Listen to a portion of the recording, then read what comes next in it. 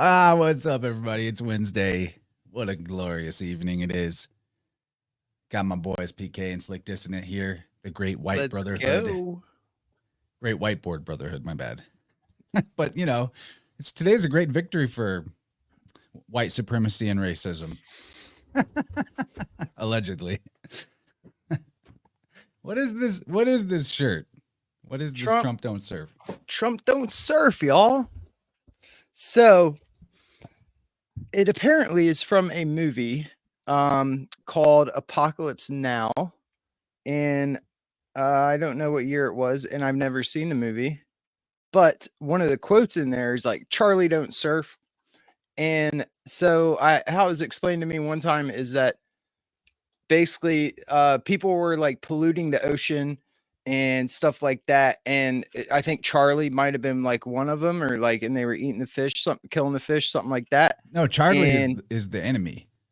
Yeah, Charlie's the bad guy, right? Yeah.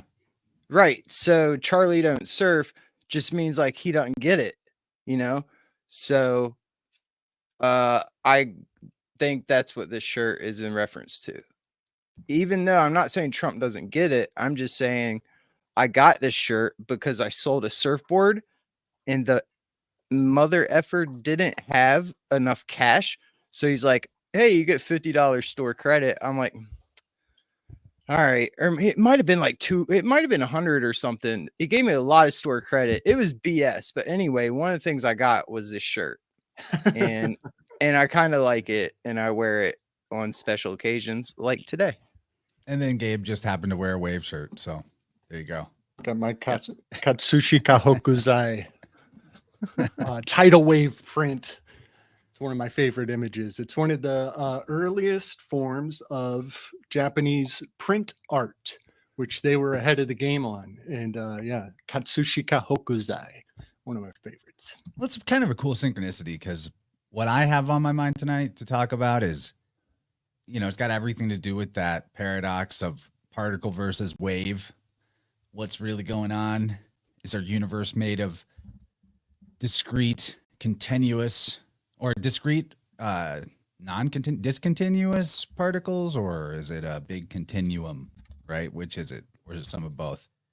That's what I'm thinking about. But I know you guys are pretty much in a constant and perpetual weave in our private super exclusive club that I can barely keep up with a fraction of. So I'm down to talk about whatever, but I'm definitely in the mood to talk about infinity and what we can and can't know about it, and how it makes a really good example of where the science trademark has gone wrong, so desperately wrong, is in looking at the question of infinity. Yeah, man.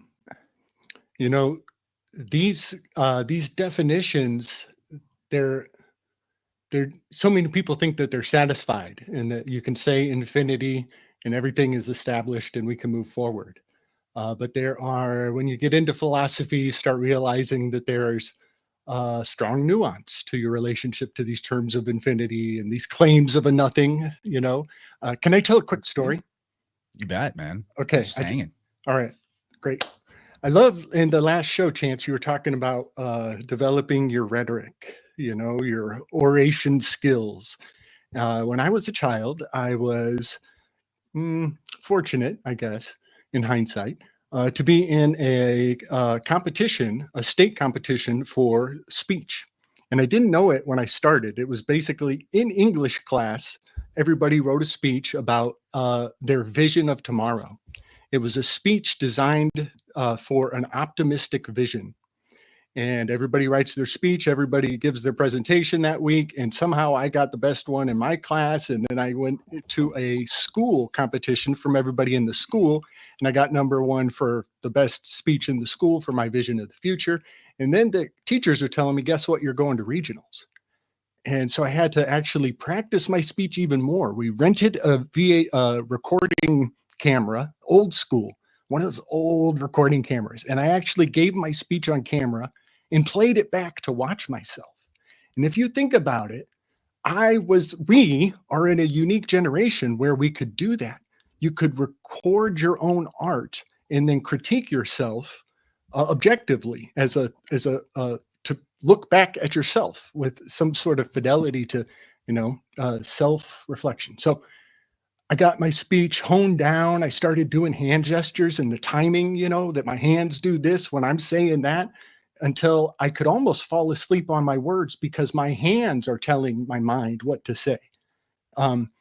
So I went to the state. Let's see. I went to regionals and I won, and then I got the camera and I made it even better. And then I went to the state competition. And fellas, the state competition, I didn't know this until I got there. It was at the SS Yorktown in Charleston, South Carolina. This is a hugely monumental location. It's a huge keystone artifact of culture, the SS Yorktown. I went on, I gave my speech, and some other guy, he got on, he did his speech right after me, and he gets up on the podium first, and he starts his speech out with, "First of all, I would like to be ever so gracious to the Optimist Club for giving all these youths the opportunity to come up and articulate our optimistic view." And he just sucks all the judges' dicks. And then he gives his speech and he wins. And I go home and I'm like, damn, why didn't I suck all the judges' dicks? But on the SS Yorktown, I have discovered a great amount of fascinating things. For one, the landing buoy from the space mission, from Apollo 13, whatever that is, that buoy, the dinghy that they dropped down in the ocean and pulled the astronauts out, it is in a museum on the SS Yorktown. It's immortalized there. And I think it moves around. It might be in other places too, but it was there when I went to give the speech. And I'm looking at this big Apollo landing pod as I walk in. It was really intimidating. I just wanted to mention that. And then years later, I'm 38, and I'm obsessed with the concept of the zero. I've learned that it's not a number, that it's actually a symbol, and we use it as a space holder, and it's a fascinating enigma, the concept of a zero, and its history, in fact, and how people behave around incorporating the zero into their worldview. And I'm really fixed on this. It's like coming at me from everywhere. I'm walking down Pearl Street in my favorite bookshop. Right in the window, as I'm thinking about it in the moment, is a book called Zero, The Biography of a Dangerous Idea. And I stop in my tracks. I go right in the bookstore. I buy that book. And the opening line to the book is, "The SS Yorktown was dead in the water. It had been assassinated by a zero that was left in its code." It was such a great introduction to a book. Talk about hook them in the beginning and drag them into into this what many people would think was boring. Turns out the SS Yorktown had a zero left in its code, and all the computers shut down. They had to get the tugboats to bring them into shore. That is the seed of Y2K. That's where it all started. What happened to the SS Yorktown, this big, powerful implement, had been rendered impotent by just one tiny error. And it's such an enigmatic error. Like, it had to be a zero because the zero is the enigma of enigmas. And then it turns into Y2K, and everybody ate that mind virus up. What's wild is Y2K encodes 9/11. So yeah, I just thought I would drop some of those weaves on my adventure, my relationship to the zero, which is, it's kind of a pet name for me. Literally, it's my dog's name. Yeah, buddy. It's cool that you bring that up because it's occurring to me that the word Zeno, with our good old friend, the obscure letter swap it into R, the rhoticism, it is Zeno and zero. And I wanted to talk about Zeno's paradoxes because I kind of stumbled into them the other day while I was doing some Platonism research. And PK, I asked PK's thoughts about Zeno's paradoxes, and he took a big steamer on them.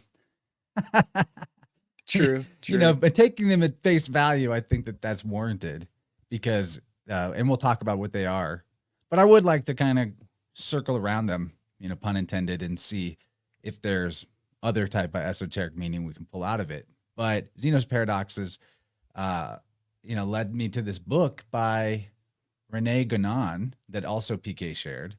And I got through most of that today, read it with a baby on my chest. It was great. Nothing more relaxing than a 2-week-old infant sleeping on your chest while you read some incredibly heady material. This book is called The Metaphysical Principles of the Infinitesimal Calculus. Yeah, the title is even just like Unbelievable. What? Yeah, so he's it's really just a big refutation of the idea of the infinitesimal calculus in mathematics, which is basically the idea that number increasing or decreasing perpetually without end, that is not equivalent to infinity. It's not the same thing. And we'll get into that. I think we should start with Zeno's paradoxes, but there's a whole chapter in this book. 0 is not a number. And since, there's not really a special order we need to go at this in, maybe we should just talk about 0 a little bit, because if infinity is kind of like the beginning and the end, 0 is kind of like the beginning of the end. And the indefinite decrease of numbers going down forever and ever, it can't end in a null number any more than the indefinite increase can have an infinite number. Because there's always, whatever number you land on, there's always one more you can add to it or one more unit you can take away from it. So infinity is no more a number than 0 is. They're both equally distant from whatever the unit of measurement is. There's a lot more reasons why the mathematical conception of infinity does not actually work metaphysically that we can talk about. Yeah, I liked Rene Guénon. I feel like summed it up so well with this. He was basically said, infinity is a metaphysical concept. And what you're trying to do when you math it is stepping out of the metaphysical into the physical. And he's like, that's not where it belongs. That, in a nutshell, from what I gathered, was kind of, because at the end, it's kind of a philosophical debate, but it is important, because and I liked how he said too, one of his main objections or that people could say is be like, oh, but the practical use, or like, calculus gives us so much this and that. And like, I don't know enough about it that, yeah, maybe you do, maybe in some computer programs or wherever you use calculus, need somehow to factor in there a symbol for infinity, because, that was one of the main arguments I felt like he said. Was like, people could be like, oh, but it's got practical use in science or whatever. Yeah, that doesn't actually reflect reality. So it's important because it is a cornerstone to where we've gone wrong in modern science and physics.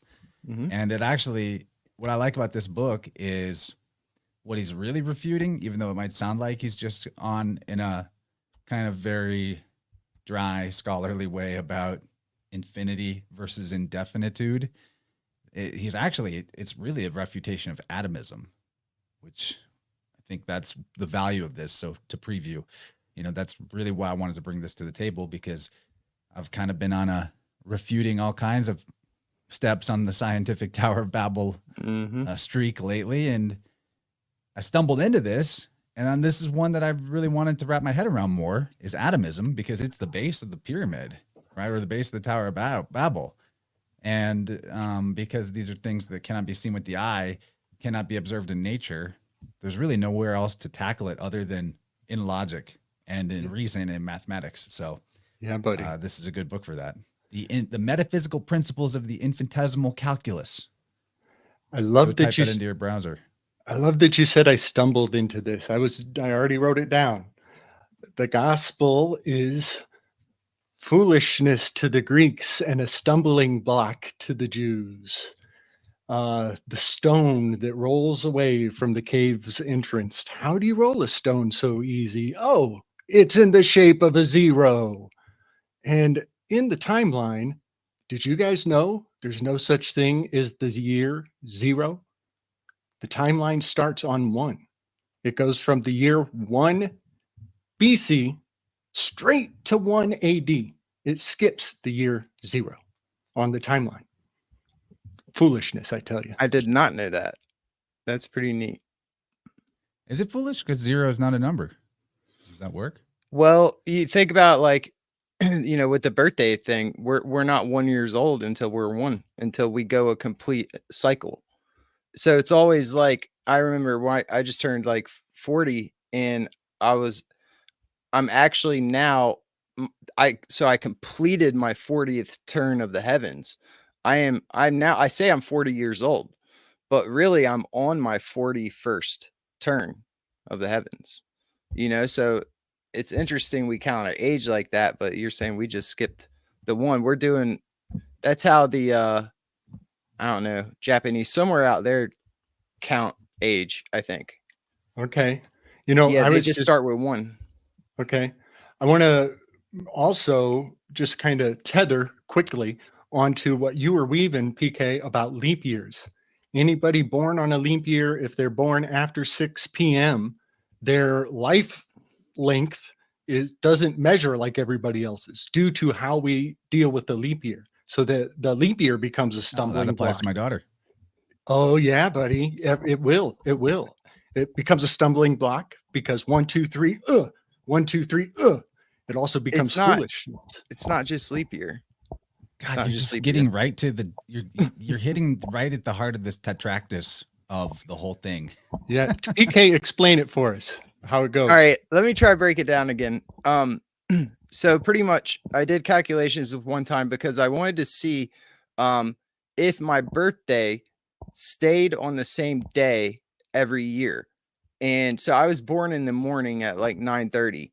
And what I'm getting at is I want it, like, I could look back, you know, to the year I was born and see and get the degree of the sun on the ecliptic. Okay. And so that is the moment I was born, or that's what I'm going off of, when that sun gets back to that place on the ecliptic, a specific degree. So with leap year, how it works is it drifts, you know, ever so slightly. And then the fourth year, it gets corrected and it like goes back down like that.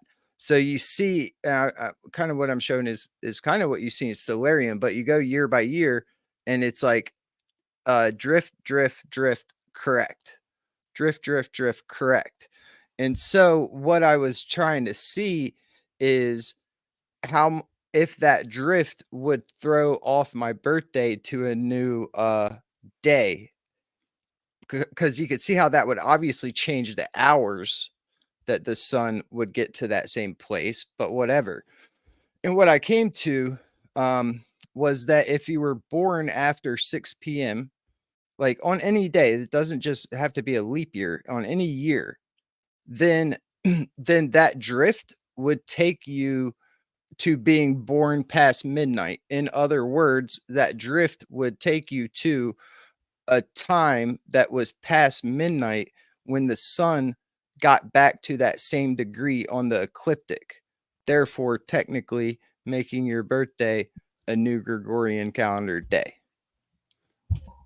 For That's anybody what I in a was saying. year.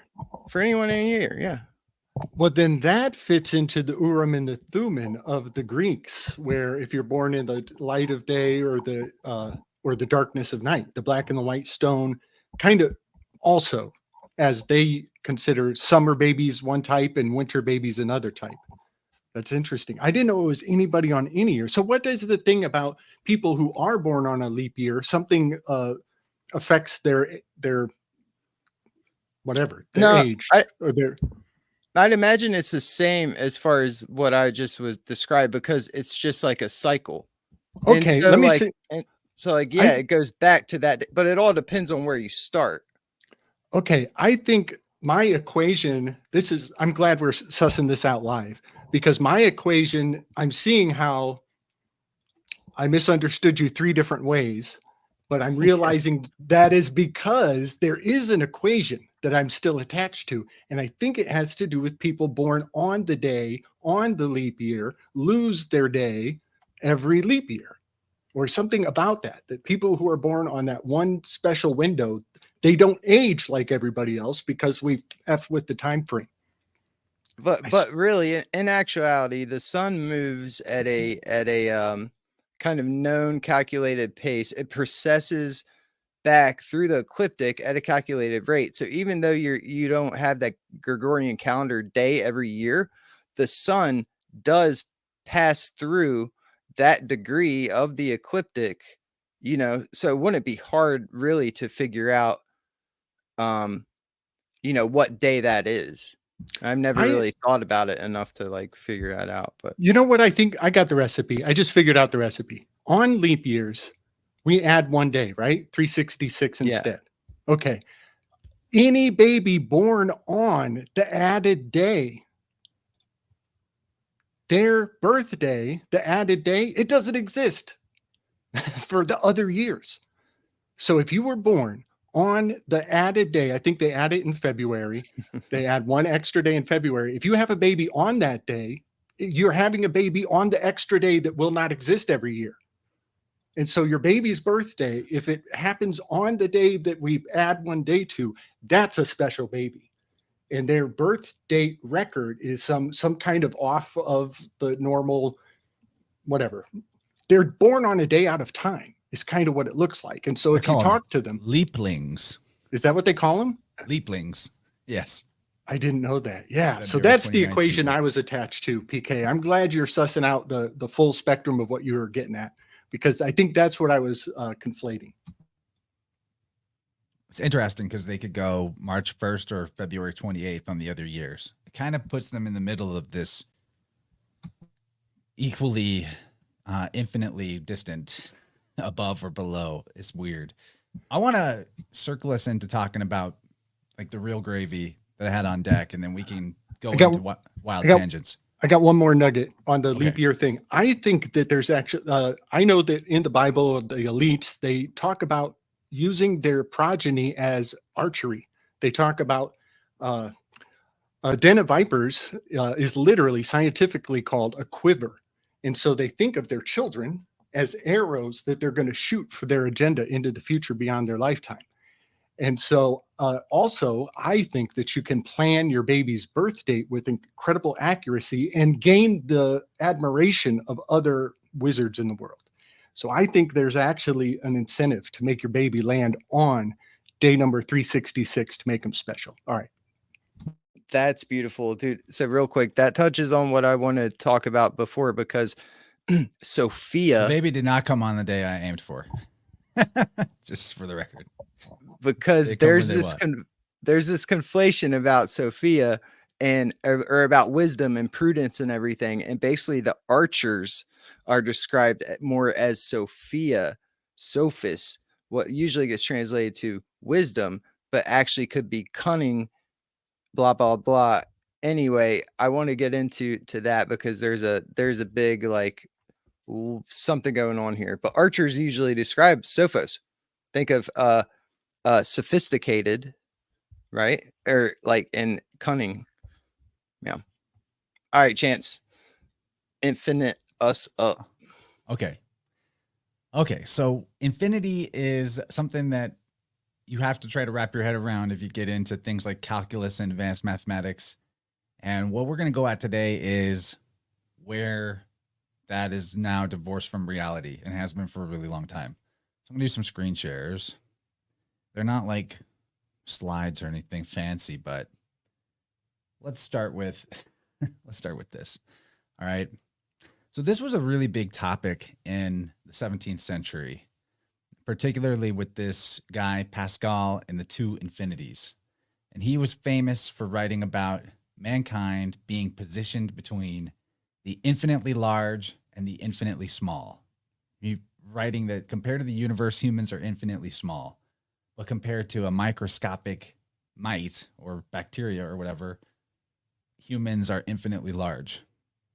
So do you guys notice the fallacy here right out the bat? Like the incorrect use of language right out of the gate here. Yep, it's a huge problem. And what is it? Well, if he said infinite, it's just that. Right. It doesn't mean anything. It's You can't hyperbole. define infinite. You can't define infinite. He is doing what Spinoza did and talking about infinite in kind. And that right there is a fallacy. You can't, at the moment that you box in infinity, it is not infinity. That's right. That's exactly it. So compared to a microscopic dust mite or compared to the universe, humans are neither infinitely large or infinitely small because there is a definite difference in size between at least the dust mite and the human. We don't know the size of the universe maybe, but just the fact that we're measuring this in numbers, that it's on a scale of number, there's the problem right out the gate. And this is the heart of the argument. And so to be precise with our language, we want to talk about things being either infinite or indefinite. That's where Rene Guénon in this book really centers the argument. Everything he talks about revolves around that. So I'm going to read a little bit from his just the first chapter of this book because this is great. Perfect timing. Gnostic Academy. What's up, brother Marty? Nice super chat. Appreciate that. Very good. Okay. Proceeding in a manner inverse to that of profane science,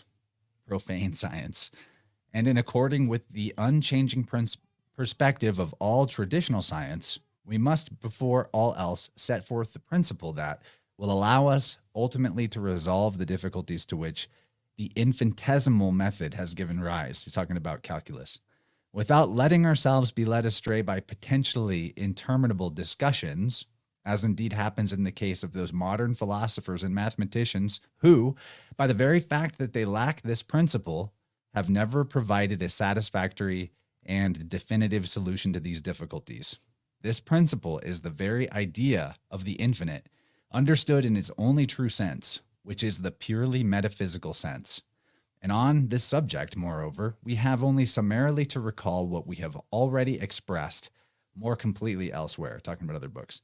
The infinite is properly that which has no limits, for finite is obviously synonymous with limited.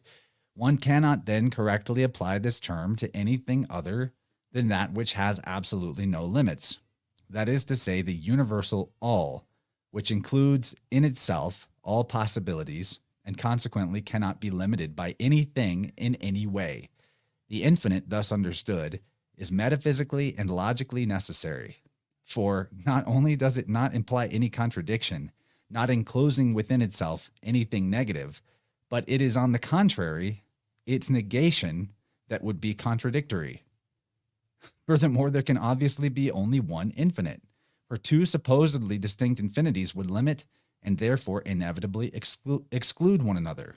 Consequently, every time the term infinite is used in any sense other than that which we have just mentioned, we can be assured a priori that this use is necessarily improper, for it amounts, in short, either to ignoring the metaphysical infinite altogether or to supposing another infinite alongside it. So, hopefully we're wrapping our mind around this. Okay. Basically, he's talking about in math, they have this expression, infinitum secundum quid, which is the idea of the infinite in a certain respect. And as soon as you bring that idea in, that's the Spinozan thing you're talking about, is no longer infinite. And this is what happened with this period of time where scientific enlightenment, or whatever you want to call this phase of humanity, really seeking to divorce itself from anything spiritual or metaphysical or supernatural, which on one level I can get behind, and I'll explain why. But they're totally throwing the baby out with the bathwater in terms of the infinite, because the only thing that can possibly be infinite is the universal all, the all that is. You cannot have infinite in a certain respect. And that's exactly what they do in calculus, right? They have the infinitely large and the infinitely small, which this refers to in mathematics. Infinitely small refers to an infinitesimal, which is a quantity considered smaller than any finite number, yet not actually zero. Essentially a concept representing a vanishingly small value used primarily in calculus to calculate rates of change and slopes. In the smallest infinity, they call it Aleph zero, actually. So what we're talking about, what is the smallest infinity? It's basically the idea that just like a number can be added plus one, plus one, plus one, plus one, ad infinitum. And that's what we've been told constitutes the idea of infinity, which guess what? It doesn't. That's not infinity. That's called indefinite. That means that it's something that's within the realm of the finite because it's measurable, right? It's got a unit attached to it, but it's not defined, as in it doesn't have an end or a terminus. So it's, when people say like a circle is an infinite line, it's not actually. It's an indefinite line. So we're going to be like, this is, I know it's a lot to wrap your head around, but we have to be impeccable with our terminology here. Otherwise we don't know what we're talking about. And this idea of the smallest infinity that you can take, say 1/2, right? And then get 1/2 of 1/2, 1/4, 1/2 of 1/4, and just keep having and having forever. This is at the heart of Zeno's paradoxes that we're going to talk about. And that constitutes what they call in math the infinitely small. But this is now if we have infinity going in the negative and infinity going in the positive, now we've got two infinities. And that necessarily does not work. Like the infinity would need to be all that is. So it really doesn't work to have basically a big one and a little one. But this is what is taught in mainstream math. And it leads to crazy concepts, you know? I'll stop here for now, but. Yeah, I want to invoke Ma'at with her stretched arms. Ma'at, she is often in Zoroastrian symbology. She's much like old Zarathustra flying around with the winged Vimana, you know, and he's in a circular center of that vehicle, and he's got a wing going this way and a wing going that way. Well, Ma'at in Egypt had the same damn thing. She's in the middle. She's got a wing going that way and a wing going the other way. Her symbol is the ostrich feather, but also her symbol is outstretched feathers, and she sits in the middle. And I think of the claim of infinite positive numbers are on the left side of the decimal, and the infinite negative numbers that we're talking about are on the right side of the decimal. And so the decimal is almost the zero or the vehicle or the Vimana that she or Zarathustra is writing in. And then the infinity goes in both directions equally like a mirror. And that's the claim mathematically. But I just wanted to give it its symbolic root in the egg that the Vimana is based in as well.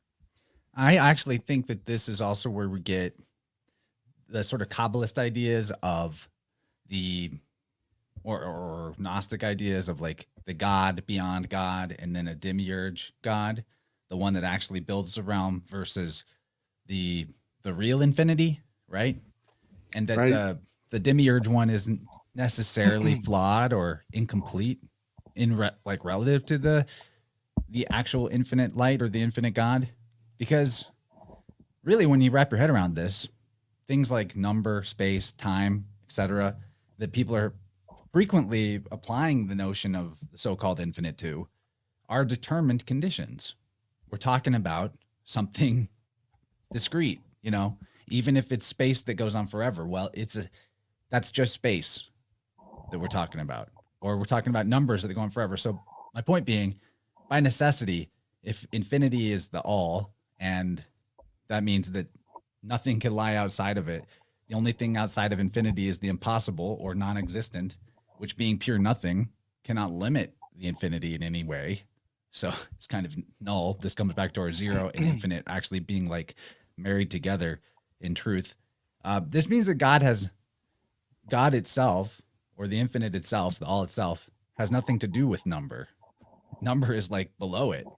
You know, number it contains number, but number, I shouldn't say it has nothing to do with number, but it's not number. It's, you know what I mean? It's like when you have, it's this pleroma idea where it is so everything that it's not any of those one things solely. Yeah. This gets so into kind of what I've been thinking about. And I was tracking down the, the term in the Bible, Almighty, right? So when you look at the Greek, right, or the Hebrew, it's like Shaddai, or I forget which one, but one of those they usually translate to Almighty.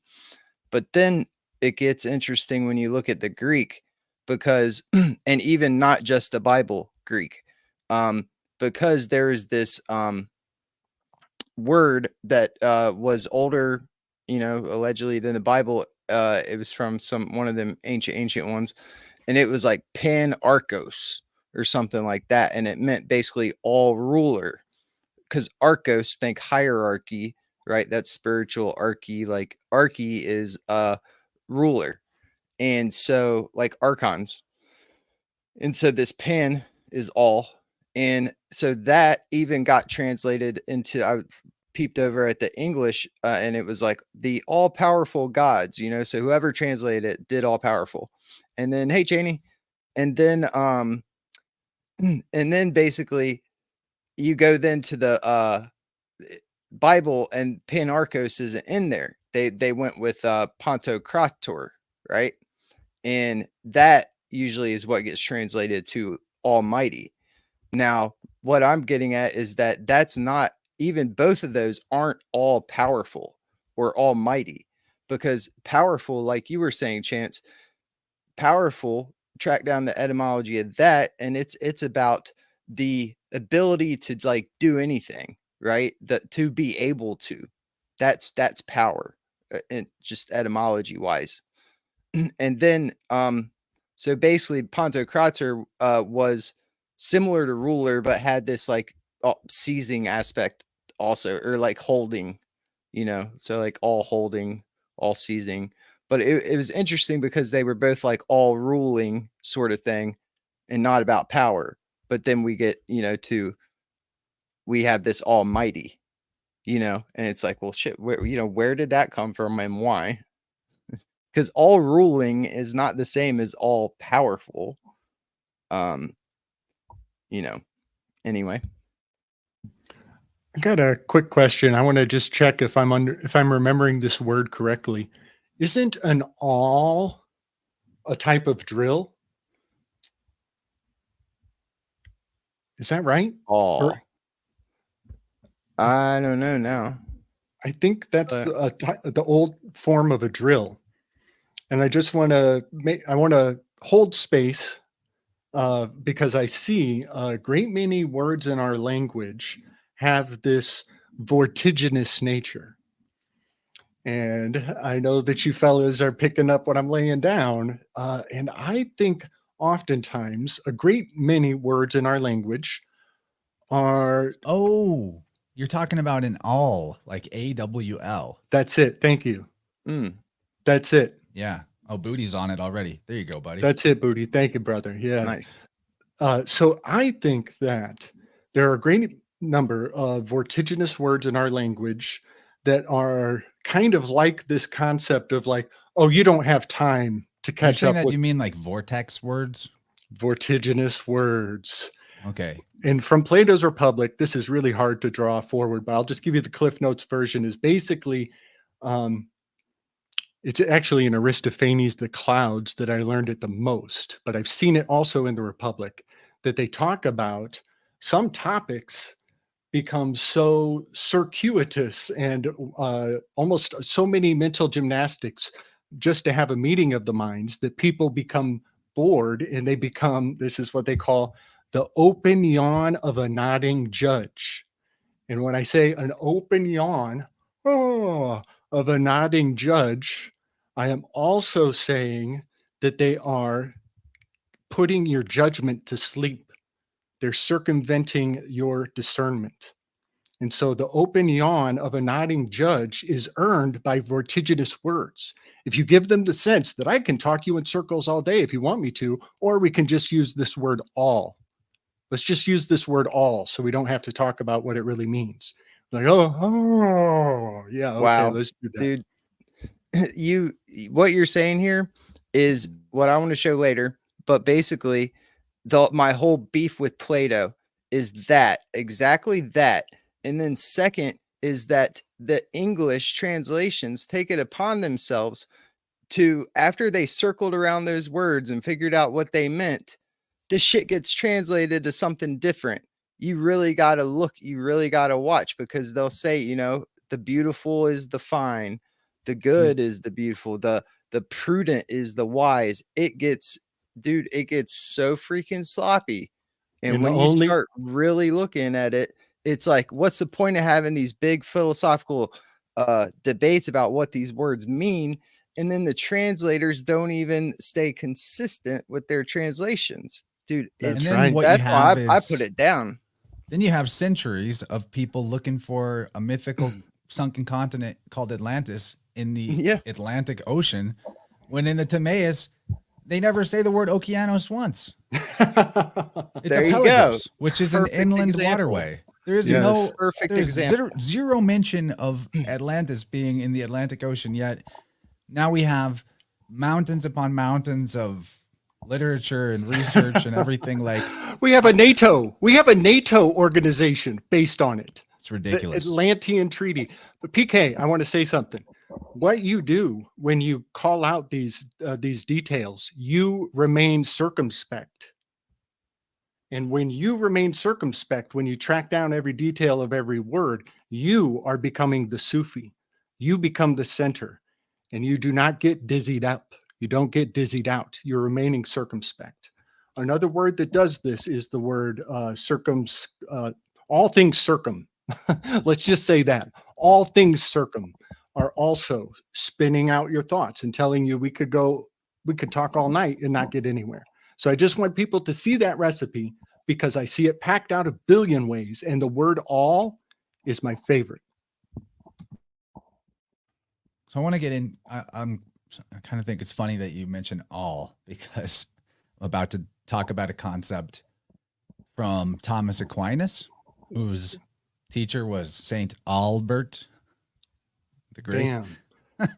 You know, I'm going to mention the Archimedean screw. I think this all has a tether to the Archimedean screw, but I'm going to just put that cliff note out. Okay. So I'm going to read a little bit more from Guénon. All right. So let's see, where do I start here? As for the idea of a sort of terminating eternity, talking about the eternal, we can see in it only the product of a confusion between the notions of eternity and duration, which is absolutely unjustifiable with respect to metaphysics. This is the gravy. We readily grant that the time in which we pass our corporeal lives really is indefinite, which is in no way incompatible with its terminating at both ends, which is to say, in conformity with the traditional cyclic conception that it has both a beginning and an end. We also grant that there exist other modes of duration, such as that which the scholastics call avum or aum, the indefinitude of which is, if one may so express it, indefinitely greater than that of this time. But all these modes and all their possible extension are nonetheless only indefinite, since it is always a question of particular conditions of existence proper to this or that state, and precisely insofar as each is a kind of duration, which implies succession. Not one can be identified with or assimilated to eternity, with which it has no more connection than does the finite, whatever its mode, nor again with the true infinite, for the notion of a relative eternity has no more meaning than that of a relative infinite. So what this is talking about is improper eternity. This is like a theological concept that, is not going to be discussed in your churches, because they're just going to tell you, when you die, you go to heaven with God forever and ever. Amen. Eternity, right? But this concept is basically like the fact that there's a relative experience of the passage of time, or basically an individual existence that has a beginning, because, right, you would go into the eternity. So it has this experience terminates and then that experience begins, means that it's already ineligible for the concept of eternal, that experience. Isn't you guys following me here? We have this is basically the Latin word avum is another word for, or alvum is like an age or aeon, which is one of those things that gets translated as everlasting time or eternity. Yep. But we're really missing the point It's where it's ionic talking life. about, I'll just It's read this. crazy. Scholastic philosophy, the avum is a temporal mode of existence experienced by angels and saints in heaven. In some ways, it is a state that logically lies between the eternity or timelessness of God and the temporal experience of material beings. It is sometimes referred to as improper eternity. Because basically, if we can't have your cake and eat it too, if you want to be, if you want to be in this idea of like ascending to a higher state or a heaven, then it can't really operate. You from this non-eternal experience that has this indefinite but still beginning and end, it can't do that. It's illogical. So this idea gets like applied to heavenly bodies and things too, which appear to be changeless, but they may have kind of an age-based duration, right? This is possibly, this type of logic is where we get the idea of world ages, of the bigger, macro durations of time. I just think this is interesting stuff. These theological cans of worms that open when you start really pondering the idea of infinity, because really, at this point, by this logic, that the infinite is, and it's simple logic, the infinite is that which contains all, and it cannot be in any way defined or contained or really even attached to anything temporal or physical whatsoever, then that means we don't really have much to stand on in terms of making supernatural or metaphysical claims about our existence or God. And this is, I'm happy I found this, or PK shared this with me, because it's really good on terms of like the rhetoric level way of justifying what to me feels like a very important dismissal of supernaturalism for the most part. Because that's, I think, where so much of this religiosity goes wrong, is the miraculous and the supernatural stuff that divorces people's sense. It gives you that Baudrillardian, it's the beginning of the hyper reality that Baudrillard talks about. Like now it operates through media where, I mean, just look at the media right now. Half the country is living in a complete fantasy land where they believe that Orange Man Bad is now going to take away all the rights of women and, is going to be Hitler and things like that. And that's just because of media. I mean, they've literally supernaturalized this guy, but it begins way back with like the supernaturalism and mysticism in religions. And I'm not saying that there aren't things that are possible, like cities and powers and, experiences beyond what is average for people. I'm not saying that stuff is impossible, but it's the supernaturalism that is really, I think, at its root attached to these improper conceptions of infinity, where really we need to be talking about things being indefinite. Hopefully this all makes sense. Yeah, buddy. I think something I think we're all experiencing, and we do very regularly, is we bump up against this stumbling block, this foolishness, and we sense that it's in a great many things, but it's all kind of going back to claims of the origin. And there's a formula. What did they say? Scientists will tell you that I could explain absolutely everything in the universe if you just let me start with one miracle. If you just give me permission to slip one thing that makes absolutely no sense whatsoever in the beginning, then I can explain everything scientifically with logic. And I sense we are constantly, when we're dealing with these infinities and these calculus that, or whatever, these paradigms, that we're constantly bumping up against that one ask, that one miracle, that one buy-in of the illogical so that everything can make sense. And I think it's fascinating. I have a theory that the Zazun of the Hebrews, that the universe began with a sucking in, a tightening of the belt, holding of the breath, was the beginning. And then I think Spinoza came out somewhere between Spinoza and Giordano Bruno. He comes out with this transgressive opposite theory of the beginning of all things. And Spinoza's chain of causality is a tether going all the way back to the opposite of what the Hebrews believed, a big bang going outward, an explosion or an exhale. And I think that there is, and he was sent into exile, and he has this transgressive theory. And I just want to postulate that, that makes two deviations, two camps. Oh, these people think that they have the chain of causality going back to a negative. And then everybody in the science camp, they're basing everything, their one miracle, their one gospel, their one foolishness, the one stone they need to roll away is actually an explosion going the opposite way.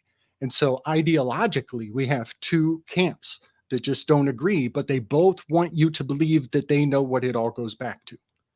And then comes along our boy Robert Sapolsky with determinism.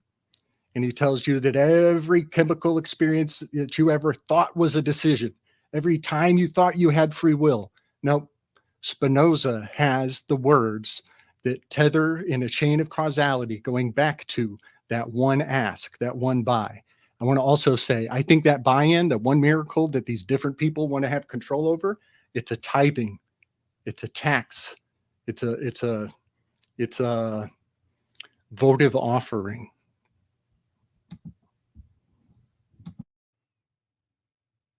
PK?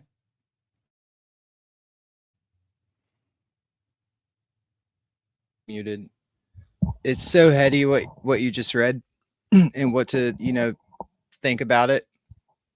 But I think it's hard. I think it's worth considering and thinking about because I think we're meant to things should make sense. I don't know about, that we're so lost as a people due to just how we're grown up or raised and all that crap and a lot of education and, to take the logic back, I think, is kind of what needs to happen. And, because for the longest time, like these discussions, was up to the scientist, up to the priest or whoever. And it's like, it's about damn time that we go, hold on just a minute, explain what you mean and just stop, blindly following this stuff. So yeah, and that's a good point too. Like taking the logic back, I think the most important part of it to take back in every part of life that we are currently accepting to have validity or be accurate or be important, it can seem overwhelming. And I think the reason why people have this tendency to defer to expertism is because at this point, whatever field of ology it is, has built such a large edifice of ideas and construction that it's like a maze, a labyrinth to navigate. And I think we need to just go back to the foundations of each thing, because it's like the question of philosophy, or cosmology. What ground are you standing on? That's what the whole Mark Gober episode I just did was about. It's about choosing your ground, or someone's going to choose your ground for you, because the fact of the matter is, especially with these things that are more mathematical, but really with any chains of reasoning that you have, you can be on a faulty ground, but you can have a decent chain of reasoning that's functional, that takes you all the way to nearly to heaven in the Tower of Babel metaphor. But it's incorrect, it's built on a falsehood, so everything else is going to be incorrect. So if we can just get back to the ground and challenge the ground, then we don't need the labyrinth anymore. We can start building our own structure. Big ups, Chance. I just want to point out that the ziggurat of the Tower of Babel, very vertiginous. It's got that vertiginous, that spiral.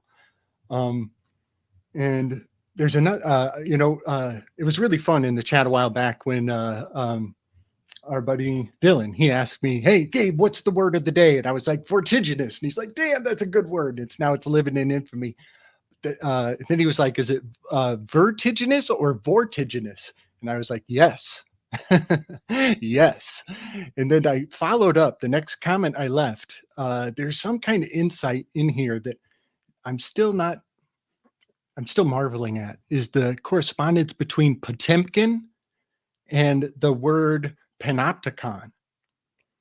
A Potemkin is a false village or a false front, so everything looks hunky-dory because the king's in town and you got to look like everything's on the up and up. You know, we have a Potemkin economy right now just for the sake of a facade. But then the word panopticon is not dissimilar. A panopticon is strangely the engineering of the panopticon concept is not dissimilar. It's a tower in the center of a prison so that it can see equally into all of the cells of the prisoners on the outer perimeter. And the guard in the tower may or may not be there. There's the Potemkin. And it's vertiginous because it's lifted up and inflated to something that may or may not even have impact. And everybody in the prison cells thinks that the tower can see into their privacy. So yeah, Potemkin, panopticon, isn't it fascinating? When I vertiginously spin these letters, I get structures that are not unlike one another.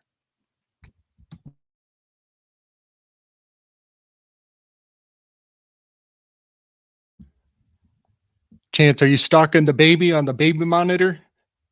Oh, you're getting the whiteboard on, bro. Yeah, let's go.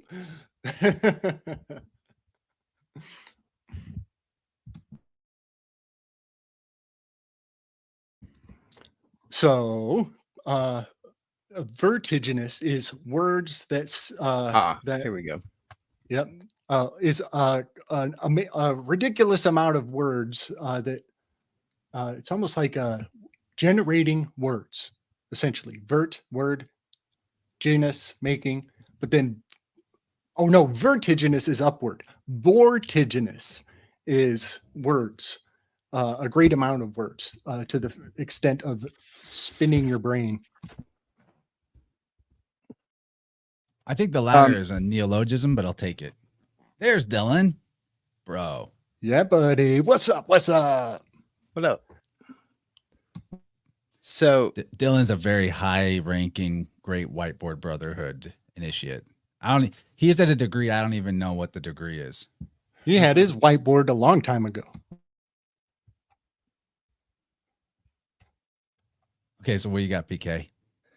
I got a pretty giant weave here about, you know, and cut in any time. Do, you know, if you just want to share your whiteboard thing, do it. But if you could share my screen here. We open up a new can of worms? Well, it's related. In short, what it's about is the 4 cardinal virtues: wise, brave, sober, just. All right, let's do it, because then I'll weave on some. I'll weave on some 4 stuff all after that. So yeah, let's do that. Bringing it up. Okay. So looking at this and just kind of what I was talking about with Plato, and I would go as far as to say that the Bible seems to be almost as bad, as far as it's worse because there's a religion made out of it. Right. So as far as meaning goes and everything, and being, you know, saying words and being consistent and meaning the same thing, right? Let me ask a few questions. And these are, you could call rhetorical, but I want you guys to answer. And it's not the Bible that's at fault. It's the translators that are at fault. Correct. And yeah. And whether it was done intentionally or not, you know, it's a different story. So would you say that being prudent is the same as being wise? No. Okay. Would you say that being cunning or being skilled is the same as being prudent? No. No. They're all completely different. Would you say that's the same as being wise? No.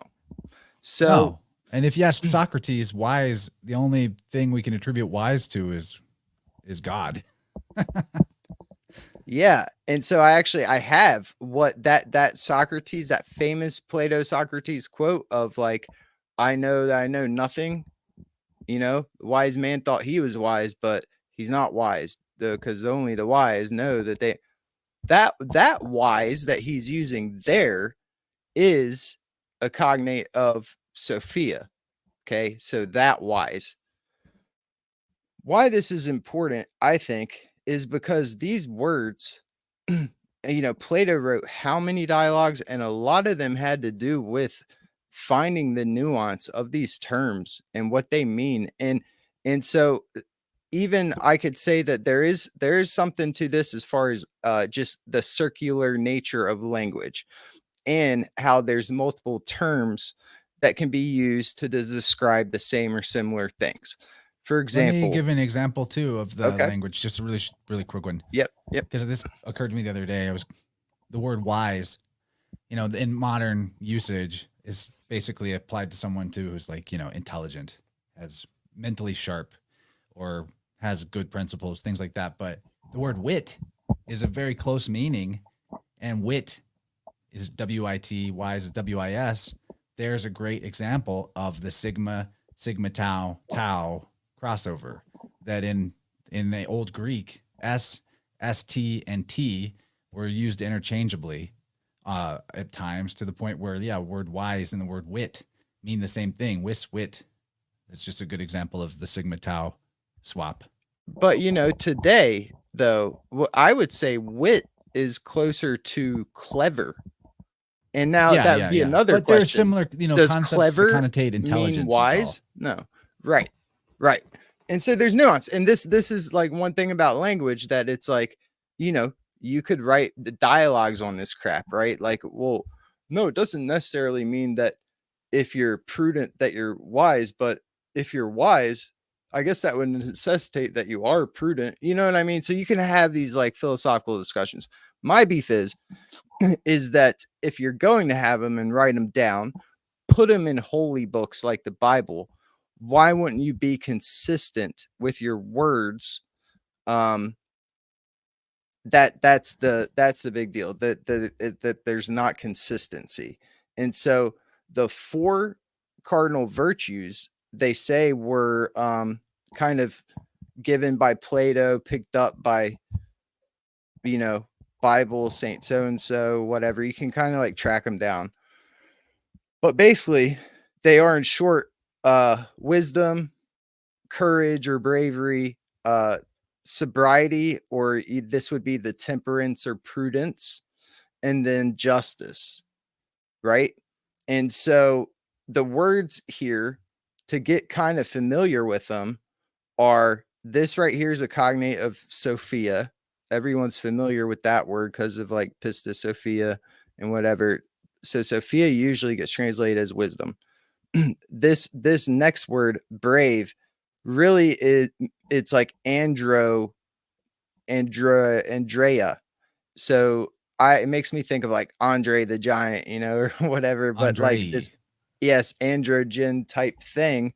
But this it means like man or manly, if you try, you know, man or manly, like brave, courageous. Okay.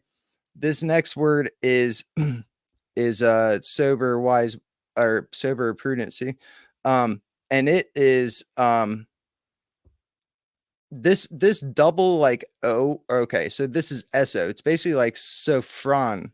So there's a added row is basically the big deal here. And even there's this word where basically you just get into the phron. Phron is like mind. So this means like sober minded, right minded, or whatever. I got more slides I'll show, but just getting familiar. And this is dike, asune, justice. Okay. So let's look at this real quick. Right here is temperance or sobriety in Plato typically. See, remember how I just said the SO, the sigma O? This is without it. So this is just the phron of it. And this here is what is translated to wise in Matthew, or, you know, therefore be as wise as serpents. All of a sudden, we're not wait a minute. I thought Sophia meant wise. Here, wise is being put on this word, which is phron, has to do with phron. I might have another. Let me see real quick. Does it sound Go like to phronesis? This right Phronesis? here. Okay. Yeah, it's related to, they say this word phren, which is mind heart. This is where the heart, you know, the midriff, the heart gets connected with all this. Think with your heart, you know. Right. Yeah. But this is translated to understanding as well. Okay. But this wise man, see here, intelligent, prudent, sensible, wise. It, you know, okay, but it's like we just discussed, you know, Interesting. this is Ron. Go ahead. They didn't use understanding in the other one, but oh, it's completely like that. But it's kind of like there's multiple ways to say things. Like, I get what you mean, right? So there's this word for understanding that has to do with grasping. That you know, there's this with seeing. I see what you mean. You know, and then there's the epistemology. You know, Google that. It's the study or theory of knowledge. And then there's this gnosis. You know, it's funny. I was watching Kim Wheeler last night on his live streams. He deletes them. Someone asked him something. He goes, people with, I've met, you know, he's kind of cocky. He's like, I've met many people with high IQs that were in a Mensa, whatever. But they're not wise. People often conflate epistemi with gnosis. They conflate knowledge with wisdom. He straight called gnosis wisdom. I messaged him. He read my thing. And he didn't respond. He just like gave this big exhale. I was like, okay, so if gnosis is wisdom, then what is Sophia?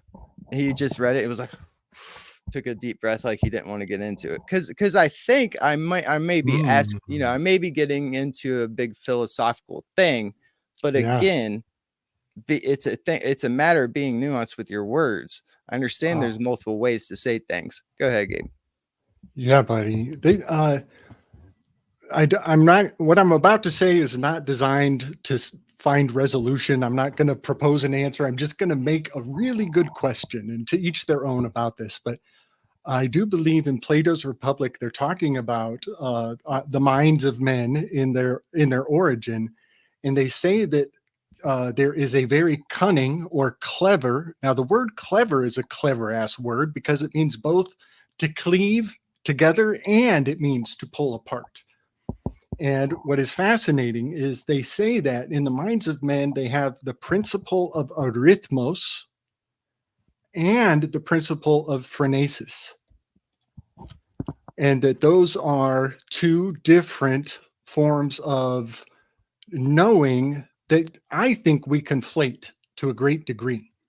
And again, I'm not going to propose any resolution, but I think that you think of arithmos as mathematical, and then this phronesis is kind of calculating, or it's something different than mathematical.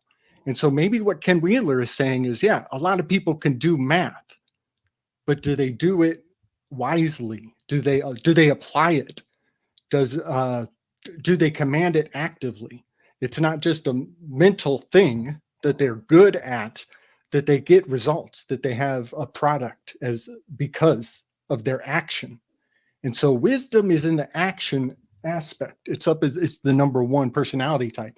It's not internal, and it's not in your can. Exactly. It has results. It's that clever cunningness. Yes, that implies action. I 100% agree with you. And I'm talking like etymology wise. That's right. What wise wisdom seems to mean. It seems to mean more of, I know how to apply the knowledge that I have. That is what wisdom.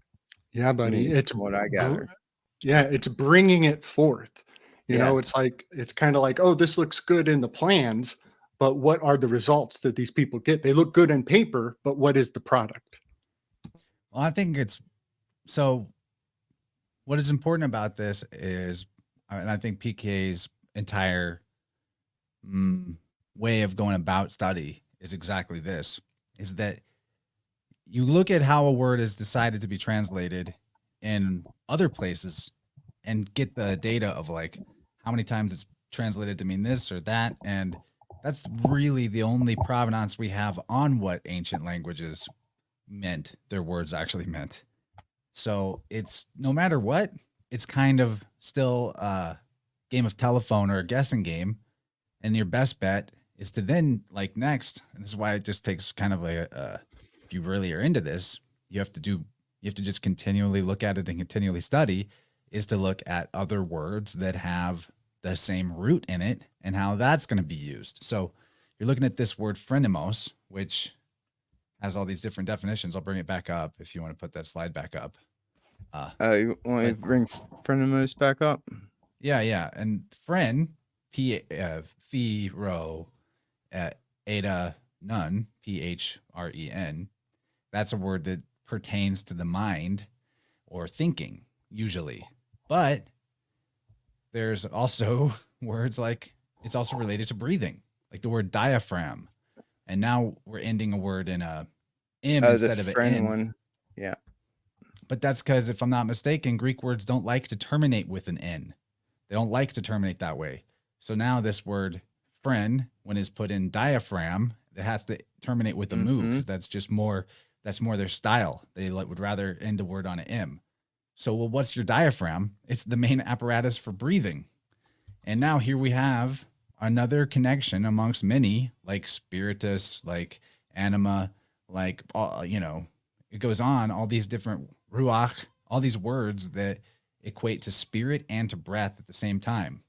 And we're seeing that, okay, this word phren, like phrenemos, being used in the Bible verse of be ye as wise as serpents, it might be related more to idea of spirit. Like even the word diaphragm, dia means through, but it's also like dia, like God. So it's the God spirit, or it's the place your breath goes through, your diaphragm. So this level of context wouldn't have been lost on people that actually spoke Greek. They'd be like, oh yeah, that sounds like the word that relates to thinking, but it's also the word that kind of relates to my spirit and my breath. So when I see that word, or I hear that word, all of these things come into the mix that relate to what is being told to me here. But we just get wise, we're missing breath, we're missing spirit, we're missing mind, all of the above. So there's not just the definition and then the various possible translations that have been done, but then we look at the context of other words that use the root, and it opens up further possibility. And this is like rhetorically where stuff gets so tough, and why studying rhetoric more closely is probably worth everybody's time, both for communicating more effectively and your psychic self-defense. It's like in the Phaedrus, Socrates talks about the way that you want, like some of the ways, just a couple of the ways to categorize your rhetoric. One of them being the words that have meanings that are clear and distinct to everybody. Like the example he uses is the word iron. Iron, when we say iron, at least in Phaedrus, he's talking about the metal iron, and everyone kind of gets it. When we talk about a concept like love, now everyone's got a completely different idea of it in their head. So just that alone, like, are you communicating with words that have indefinite meaning, or are you talking about words that we all kind of can have a fixed target to? And love it or hate it, blessing and a curse with modern English, as magical as that can be, there's very few words that can just be boiled down to one meaning that everyone gets, and it's a physical object or concept that is across the board ubiquitously. That's what it is.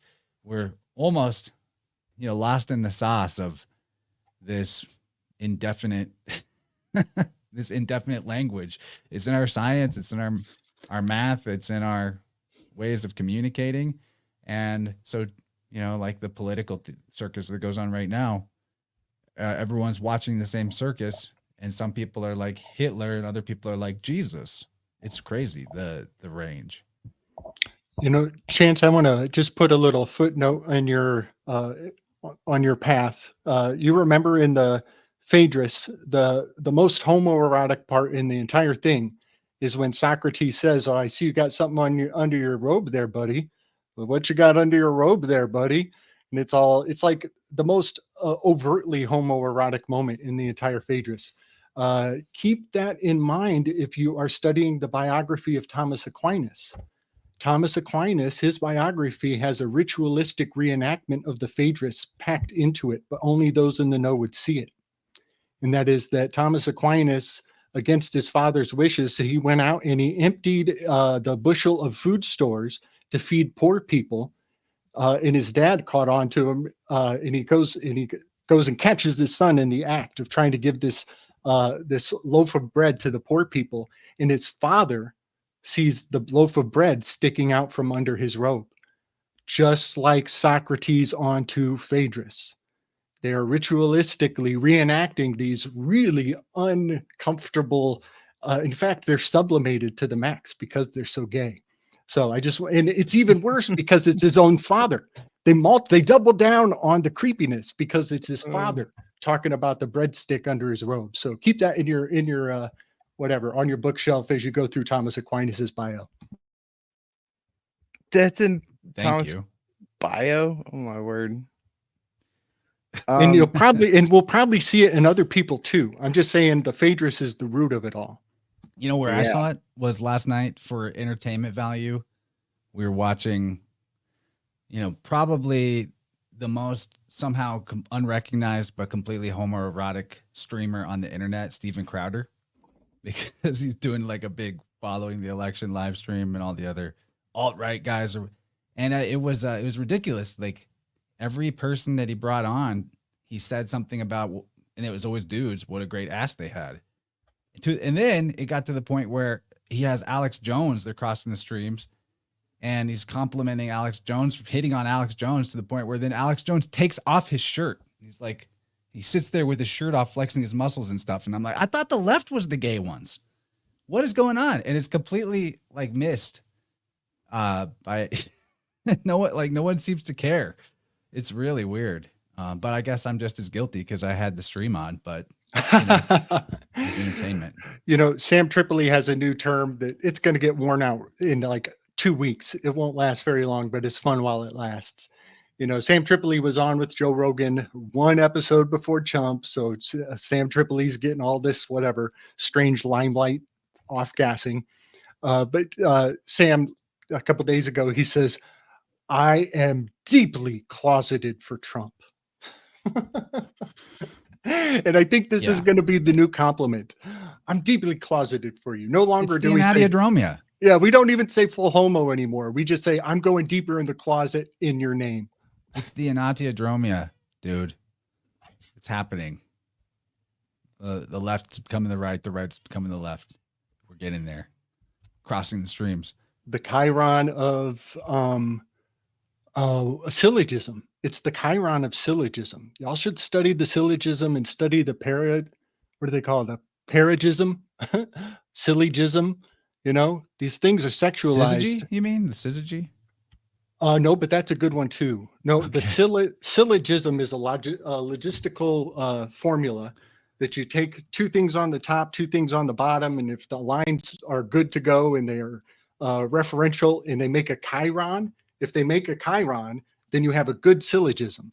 But if you get bad syllogisms, I think it's called a paragism. It's a bad syllogism, a false syllogism. What is that called?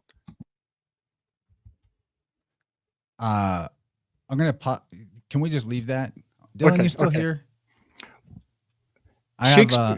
Shakespeare used to put syllogisms in his poetry, and it's good to know for logic. Syllogisms. And it sounds gay, so you won't look it up. A logical argument that uses deductive reasoning to reach a conclusion based on two or more premises. Okay. An example. All men are mortal. No gods are mortal. Therefore, no men are gods. That's a syllogism. Is that the same as the ball is purple? Therefore, wait. The ball is purple, or the ball is not purple. Is that a syllogism? If A is part of C and B is part of C, wait. If A is part of C, then B is part of C. Huh. Okay, this is the weeds for me. I want to talk about something else. I hope Yeah, Dylan's still here because this is Ganon's got to the- tell me what to think that- about that one. That's actually the worst graphic they could have made I to know. explain a syllogism. I think they're ruining logic right in front of our eyes, y'all. It's plain and simple. You just put 2 words on the top, 2 on the bottom. You don't make a circular graph like that. Anyway, yeah, let's move on. Sure. Yeah, like no that explanation, all men are mortal, no gods are mortal, therefore no men are gods. That's a valid syllogism. Okay. Simple. Yeah, Like and there's a lot of deductive, booby you call that? traps. Yeah, there's a lot of booby traps. People should study this on their own because this is how advertising gets one over on us all the time. You end up blaming yourself because you fell for a bad syllogism. This is also where we get lots of bad science too. Is the Oh, totally. logical fallacy of I can't remember what it is. But it's like if it rains, the grass is wet, but therefore the grass is wet, therefore it rained. No, it's like affirming the consequent or something. If A, then B. Oh, that's a great one. That's like a that's really- all applies over the to- science. How that applies to like allopathic Yeah. infectious stuff. Yeah, Right. it's really good. Okay. I want to talk about this is like really good diffusion gravy. This is from the Principles of the Infinitesimal Calculus. I really liked this one right here. Okay. Let me read. Okay. Where should I start? I'm just going to read this whole paragraph from the beginning. Since the sequence of numbers in its entirety is not terminated by a given number, it follows that there is no number, however great, that could be identified with the indefinitely great in the sense just understood. And naturally, the same is true for the indefinitely small. One can only regard a number as practically indefinite if one... Okay, I'm sorry, I'm ruining this. This is starting from the middle. Let's just start with this connection, okay? Why does... You know what the Chinese language represents the word indefinite by? It's symbolic. They use the expression, have you heard of this? The 10,000 beings, for example, like that means all beings. interesting. They say the 10,000 beings means all beings, which is really basically the word 10,000, the symbol for 10,000 in Chinese also means an indefinite or an innumerable multitude. This is diffusion gravy. So that's funny because before I always thought like the whole 10,000 things just meant kind of everything. But before this whole like really thinking about infinity, I thought that's, what it was. I wasn't distinguishing, thought 10,000 things just meant like literally all of it. Well, dude, check. This is what I didn't know is that in Greek, the word for 10,000 is the same as the word for an indefinite amount, an indefinitude. Greek and Chinese, the word is, how do you say it? Morioi. It's like M-U-R-I-O-I. Sounds a lot like the Moire. Yeah. So he says, okay, so what Ganon says about this, why the word 10,000 in Greek means the same thing in indefinite or countless multitude as in Chinese. He says the true reason for this is the following. The number 10,000 is the fourth power of 10. Now, according to the formulation of the Tao Te Ching, 1 produced 2, 2 produced 3, 3 produced all numbers, which implies that 4 produced immediately after 3 is in a way equivalent to the whole set of numbers. And this because when one has the quaternary by adding the first 4 numbers, one also has the denary. That means if you have 4, then you have 10, representing the complete numerical cycle. 1 plus 2 plus 3 plus 4 is 10. That's the numerical formula of the Pythagorean tetractys. One can further add that this representation of numerical indefinitude has its correspondence in the spatial order. It is common knowledge that raising a number from 1 degree to the next highest power represents in this order the addition of a dimension. Now, our space having only 3 dimensions, its limits are transcended when one goes beyond the 3rd power, which in other words amounts to saying that elevation to the 4th power marks the very term of its indefinitude. since as soon as it is affected, one has thereby departed from space and passed and on to another order of possibilities. Beyond the cube. Dude, Ganon is that's so good. He basically 10, just said once you get beyond the cube. 10-4, big buddy. 10-4. Oh my God, 10-4. I understand.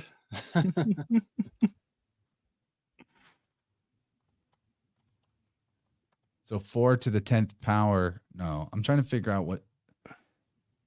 Oh, It's the whole John Dee's like 10 to the hidden 4th power. Yeah. 10 to the 4th power. This quaternary and the ternary. Is 10,000. Okay. 10 Man. to the 4th power is 10,000. That's where he's getting this.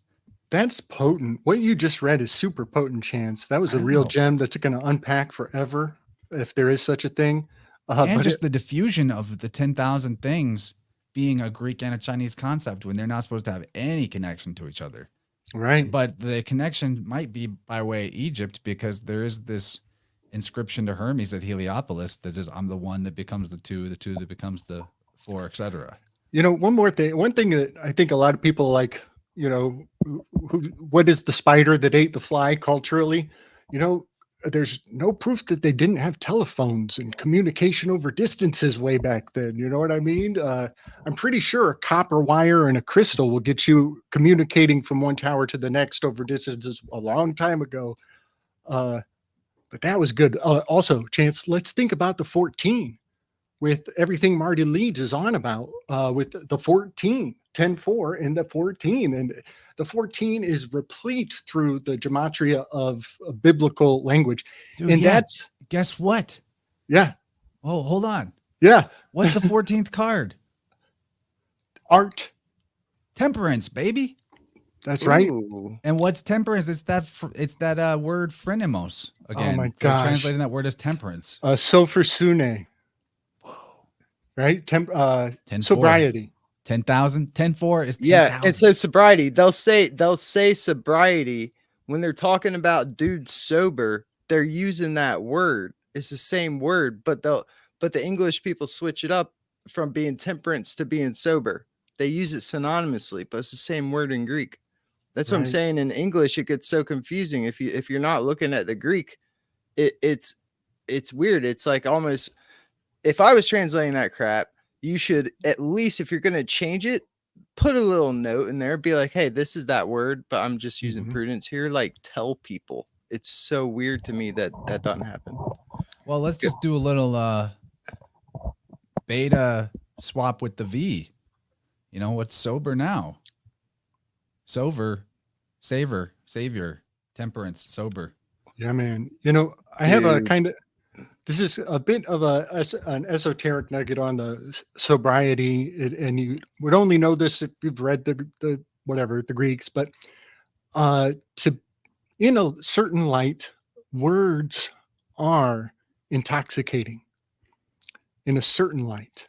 And so true sobriety, I've attained only briefly through fasting from words, abstaining from grammar, not getting hammered on grammar, and no longer entertaining the illusion of the shimmer of other people's sounds. We're right back to the Phaedrus. That Right. that words are medicine on the soul. Right. And so we're talking about this 10 to the power of 4 is something above and beyond the third dimension. We're into the fourth dimension. I just want to say we're outside of words.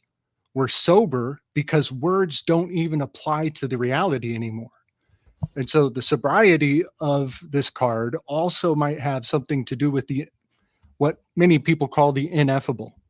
So yeah, maybe we're sober because words can't even give us a sense of that dimension, maybe. I took off my Hunter S. Thompson glasses to prove my sobriety. I'm sober. Yeah. Wow. 14 is so fabulous. It's Should we get amazing how it into? pops Should we up. talk about Zeno's paradoxes then? We've got like Yes, 30 yes. minutes left in the stream. Okay. Because this is what started me on the whole realm we're on here. Thinking about these. Okay. Zeno's paradox. You know what? I don't need to Wikipedia this. We don't need to go over all of we don't need to go over all of the paradoxes. Let's just use one as an example because they're all kind of the same thing in different form, like slightly different forms. Here we go. This is the whiteboard of the Great Whiteboard Brotherhood tonight. Yeah, Daddy. Okay. Yeah, man. I Oh, called. look at the reflection of my red light, my red ring light. Very cool. Oh, nice. I call Zeno's paradoxes the OG escape rooms. I think folks could go have some fun with them. How do I get more in the middle? Okay. So I'm really new to whiteboards still. I'm just a first degree. You're a near Earth object. I'm a first degree initiate into the Great Whiteboard Brotherhood. Okay. So this is Achilles. He's the swiftest runner, or it could be Atalanta. She's the swiftest lady. Either way, starts with an A. All right. And this is a turtle. Very slow. His name is Uguay. All right. So this is the old tortoise and the hare. But the tortoise is going this way. And Achilles is swiftly running up to catch him. All right. So to catch the tortoise, Achilles needs to cover half the distance first.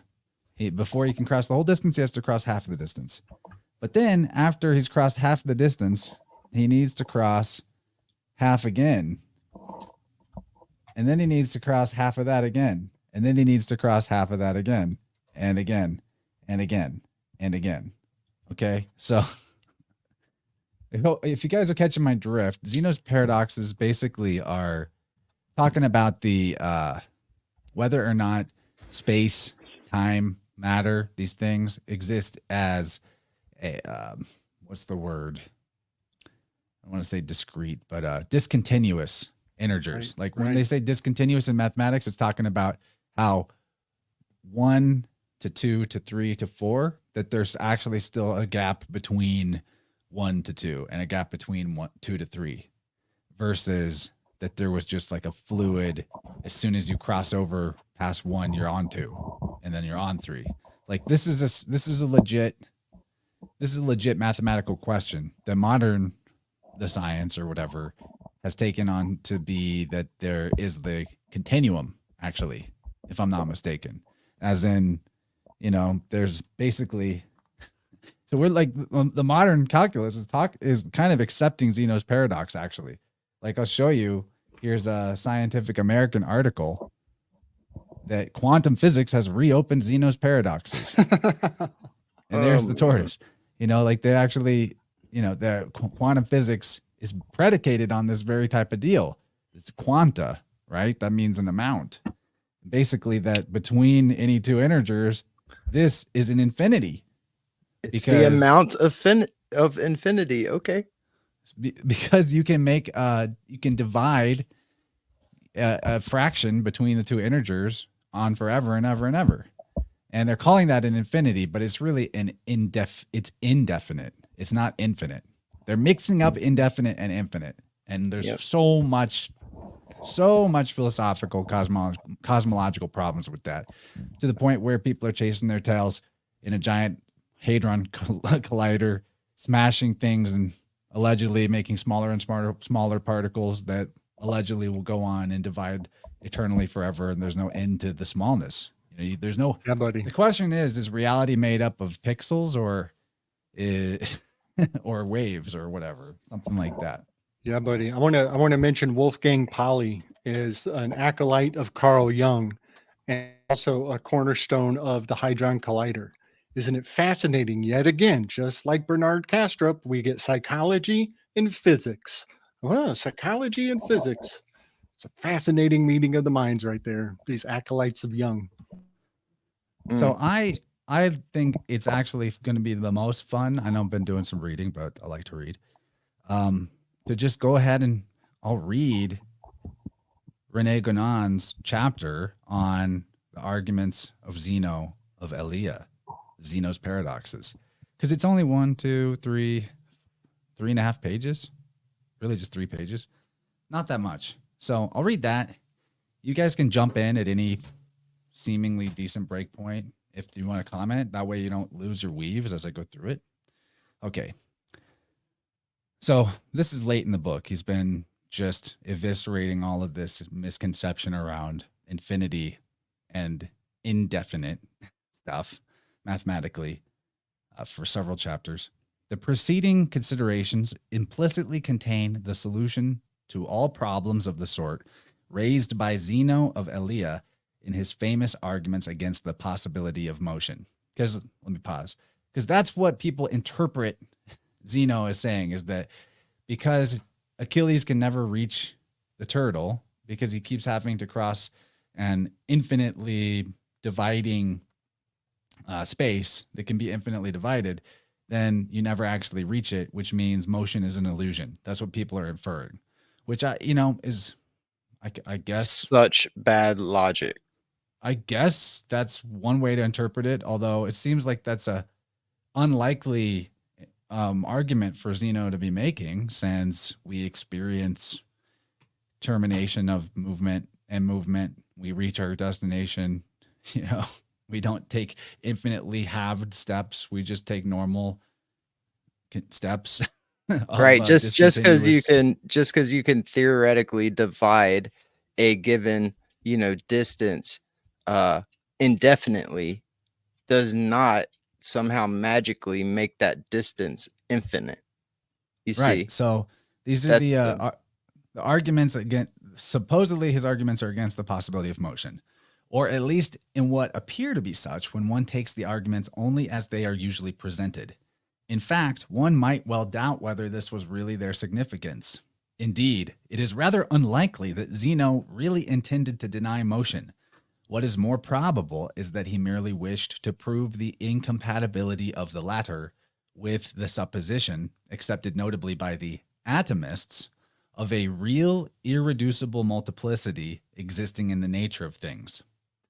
It was therefore originally against this very multiplicity so conceived by these arguments originally must have been directed. We do not say against all multiplicity, for it goes without saying that multiplicity also exists within its order, as does motion, which, moreover, like every kind of change, necessarily supposes multiplicity.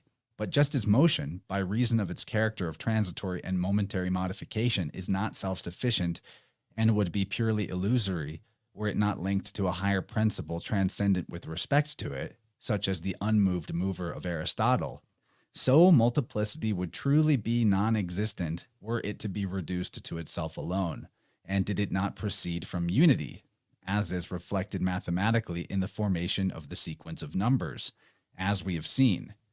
Okay, so I got to actually pause on that. This is a little side that's weave. Big. It's so big, all right? That's so what do we call, what is it that we call unity? It's oneness. Dude. Right? Yes. Yeah. What is one? One is a unit. The unit is one. I never tripped on that before, dude. So, dude, listen, read that last part again, will you? About the unity being non-existent thing. Can you read that part again? Okay. Multiplicity would truly be non-existent were it to be reduced to itself alone, and did it not proceed from unity, as is reflected mathematically in the formation of the sequence of numbers. Okay, what he's saying is the unit of measurement is one unit, oneness. So the only way that multiplicity can arise, the only way that you can have a number line is out of oneness, out of units, out of a unity. So if you try to separate it from the unity, then it can't exist. Well, isn't he also saying the other thing too? If you take the multiplicity back into the unity, then it wouldn't exist. Isn't it saying that? What is more, the supposition of an irreducible multiplicity inevitably excludes all real connections between the elements of things, and consequently all continuity as well. For the latter is only a particular case or special form of such connections. Let me read that again. The supposition of an irreducible multiplicity inevitably excludes all real connections between the elements of things. What he's saying is this what he's saying is this Zeno's paradox that quantum physics believes in, their version of interpreting it, the atomist story, is that, you know, me and you slap hands, high five, but we never even touched each other. We never actually touched because there's an irreducible multiplicity that excludes all real connections between the elements of things. That's what he's getting at. What page are you on? This is page, I don't know if I have, it's chapter 23, if that helps. I think it's 135. Oh, Yeah. Okay. So he continues, he says, as we have already said, atomism necessarily implies the discontinuity of all things. Ultimately, motion really is incompatible with this discontinuity. And we shall see this is indeed what the arguments of Zeno show. Are we into this? Want me to keep going with this? Yeah, this is super profound. You know, I've heard many brilliant minds talk about the problem of motion, you know, the applied science of motion. And I think Zeno was putting these problems together in a time that we didn't have concepts like velocity. I believe that the answer to Zeno's paradox is he's ignorant of velocity, and I think that's what remedies the paradigm or the paradox. And I think many other of his paradoxes, it's almost like he's giving us a problem, which is actually a demand for a type of language that resolves it. He's coming from let me a time. hit you with a paradox, Gabe. Okay. What does Zeno mean? Xeno. It's a foreigner. Outsider. Freno, the word we've just been weaving on. Right. Freno, foreign, same phonetic anagram. Oh. Super weird. Like, I don't know how this happens. Stranger, right? Stranger. It's actually xenon is in the column, the noble gases column. I forget what number it is, but yeah, xenon is stranger, and it was a late arrival in the periodic elements. It's in 54. The noble, but it's in the noble gases. Here we go with the noble lie, y'all. It's crazy. It's crazy. Noble means hidden. Wow. PK, you want to move on this before I keep going? Because I could just go through the rest of this. He's going to get into the specifics. Yeah, no, go ahead, because I'm rereading this. I heard something different, so I'm just rereading it. What'd you hear different? Maybe I'm like, I mean, this is heady. Yeah, I heard him saying, and I can't find that spot that I had you reread.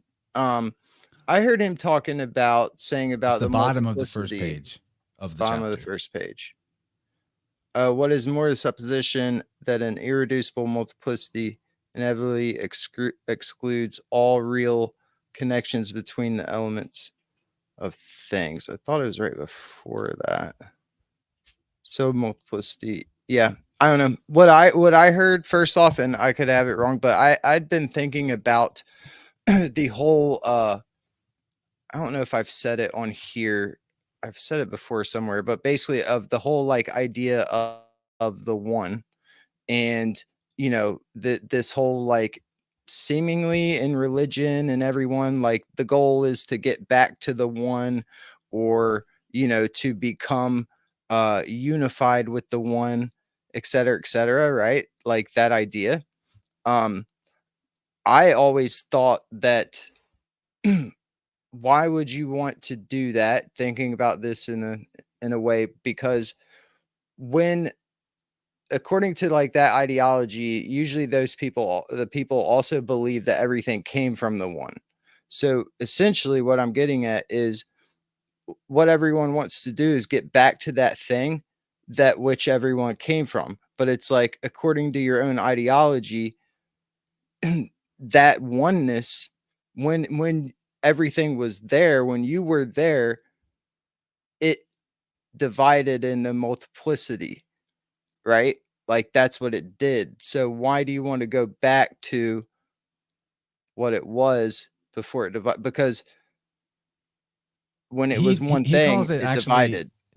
he talks about this. It's in biologically speaking, he describes it as extension, not multiplicity, or I'm sorry, not division. It's extension. So we might hear that word in the And isn't coming that interesting paragraph. too? The whole I know like there's a divine, you get the vine and has like Bacchus, roots or whatever. But even the divide thing is right in the word. The divine is the multiple, not the one. The divine is everything conscious.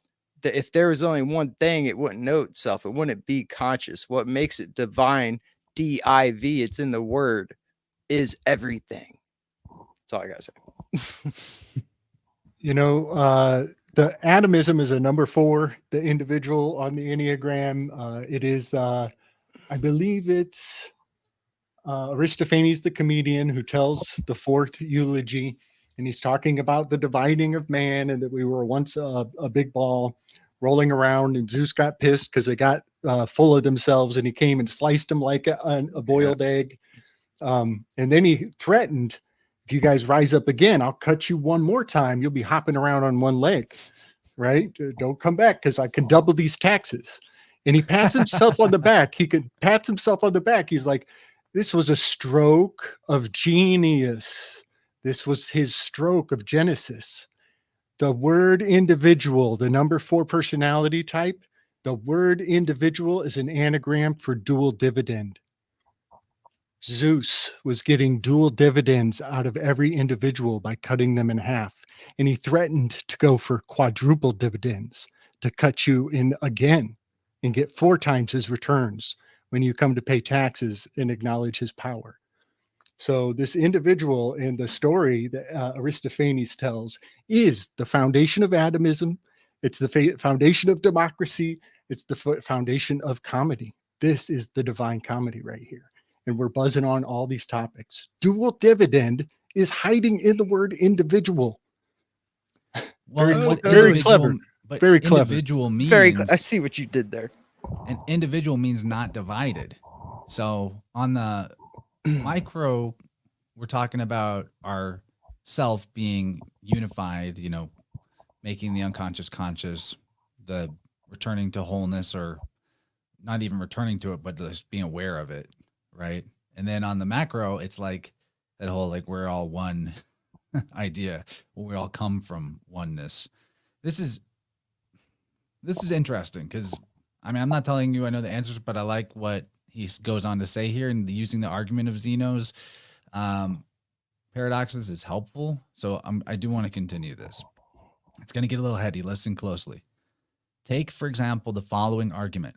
An object in motion can never pass from one position to another, since between the two, there is always an infinity of other positions, however close, that must be successively traversed in the course of the motion.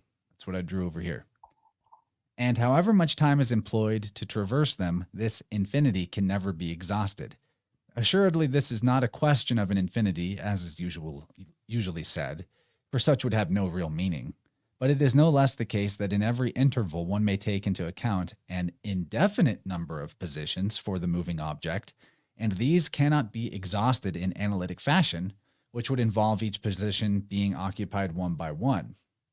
But it is this very conception of motion that is an error, for it amounts, in short, to regarding the continuous as if it were composed of points, or of final, indivisible elements, like the notion according to which bodies are composed of atoms. And this would amount to saying that in reality there is no continuity, for whether it is a question of points or atoms, these final elements can only be discontinuous. Furthermore, it is true that without continuity, there would be no possible motion, and this is all that the argument actually proves. So let me try to translate this, all right? If there is this continuous,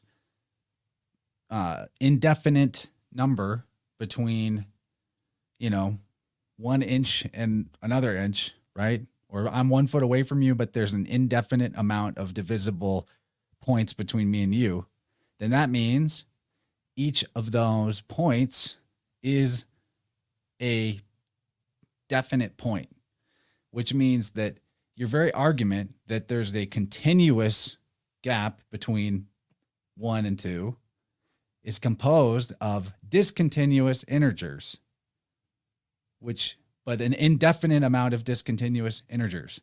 So the paradox of Zeno is he's pointing out that atomism doesn't work because if you're dividing things into, if you have a body that's an indefinite amount of particles, but you're saying that there's definite particles in there, then you can't have it both ways. It can't be continuous and discontinuous simultaneously. Otherwise, there would be no motion. There would be no time. There'd be no space.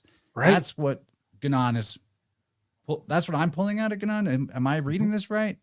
I feel that you are. And that's the paradox. It's resonating in my mind with the concept of like, you can't use the word to define what it is. So like, when they use like the term subatomic, what they're using the measure of the atom as to define a new measurement. But you kind of can't do that, right? Subatomic is a oxymoron. And we do that a million ways, I think. And I think that's parallel to what you just said, Chance. And this goes back to the syllogisms in fascinating ways, how the logic kind of breaks itself if you test it. The same goes for the argument of the arrow that flies and is nonetheless immobile, since at each instant one sees only a single position, which amounts to supposing that each position can in itself be regarded as fixed and determined, and that the successive positions thus form a sort of discontinuous series. It is further necessary to observe that it is not in fact true that a moving object is ever viewed as if it occupied a fixed position, and that quite to the contrary, when the motion is fast enough, one will no longer see the moving object distinctly, but only the path of its continuous displacement. Thus, for example, if a flaming ember is whirled about rapidly, one will no longer see the form of the ember, but only a circle of fire. Moreover, whether one explains this by the persistence of retinal impressions, as physiologists do, or in any other way, it matters little, for it is no less obvious that in such cases one grasps the continuity of motion directly, as it were, and in a perceptible manner. What is more, when one uses the expression "at each instant" in formulating such arguments, one is implying that time is formed from a sequence of indivisible instants, to each of which there corresponds a determined position of the object. But in reality, temporal continuity is no more composed of instants than spatial continuity is of points. And as we have already pointed out, the possibility of motion presupposes the union, or rather the combination, of both temporal and spatial continuity. Man, that's good stuff. Yeah, he almost like flips it. He's almost like flipping atomism on his head. But it's kind of like the answer is the wave, I think, is what we're getting here. Maybe, yeah. I want to put a pin right here on... It's physicalism too. Like the whole belief of physicalism is that outside of your head, outside of consciousness, the universe exists out there independent of consciousness. But that's so silly because the only way we can know that something exists and that there is a universe is through consciousness. So consciousness is the window for it all. Right. So the fact that we see the thing as the poi, the spinning fireball, as a circle, tells us that there is a continuous motion. And there's definitely not, a point is a termination, an abstract termination. It is not, it doesn't occupy any space. So there is no atom. And if you were to, let's say theoretically, we want to freeze the poi in one slice of time. We're making a mistake by thinking we're freezing the poi. No, we are freezing all of time to even have that thought frame. We're not only freezing the poi, we're freezing everything to have the thought experiment. And you can't actually do that. You can't do that. It's fiction. And if you take a photograph, you're just painting a picture. That's not the poi. That's not the fire streaking. It's art. It's art. Yeah, that's something. Temperance is art. Temperance is art, y'all. It's just art. And what is it like to temper something too? I don't know. I want to temperament spell, baby. Yeah, buddy. Even temperament spell. I think temper is prudent, White, right? Or is it wise? I forget. Temper is number 5. Temperance, sobriety. It's the remedial virtue of greed. I wanted to put a pin on Alfred North Whitehead's theory of the present moment in this topic that you just read off of. I think there's a powerful thread here. I think Mark Goldberg Gober would have a lot to weave in with Alfred North Whitehead's concept of the present moment. And that is to say that, and I kind of believe that, we think of the present moment as like an infinitesimal a slice of time, right? What we were just talking about, freeze the universe, and that's a slice of time. But Whitehead has a different concept. He sees it extending backwards to some degree and even extending forward a little bit. He actually perceives the present moment as a duration of sorts. And I think that some people have a longer duration in the past. Some people have a longer backward shadow. Their Janus face, their Epimethean recall is more potent than their Promethean recall. But I think It's called depression. Yeah, that's right. Or conservatism. And then other people who are more active oriented, who are more planner, forward thinking, Promethean, they actually exist. They have more of a reality tunnel going forward in time, just a That's little anxiety. bit. There you go, buddy. There you go. Or liberalism. Isn't that funny how it magnifies like that?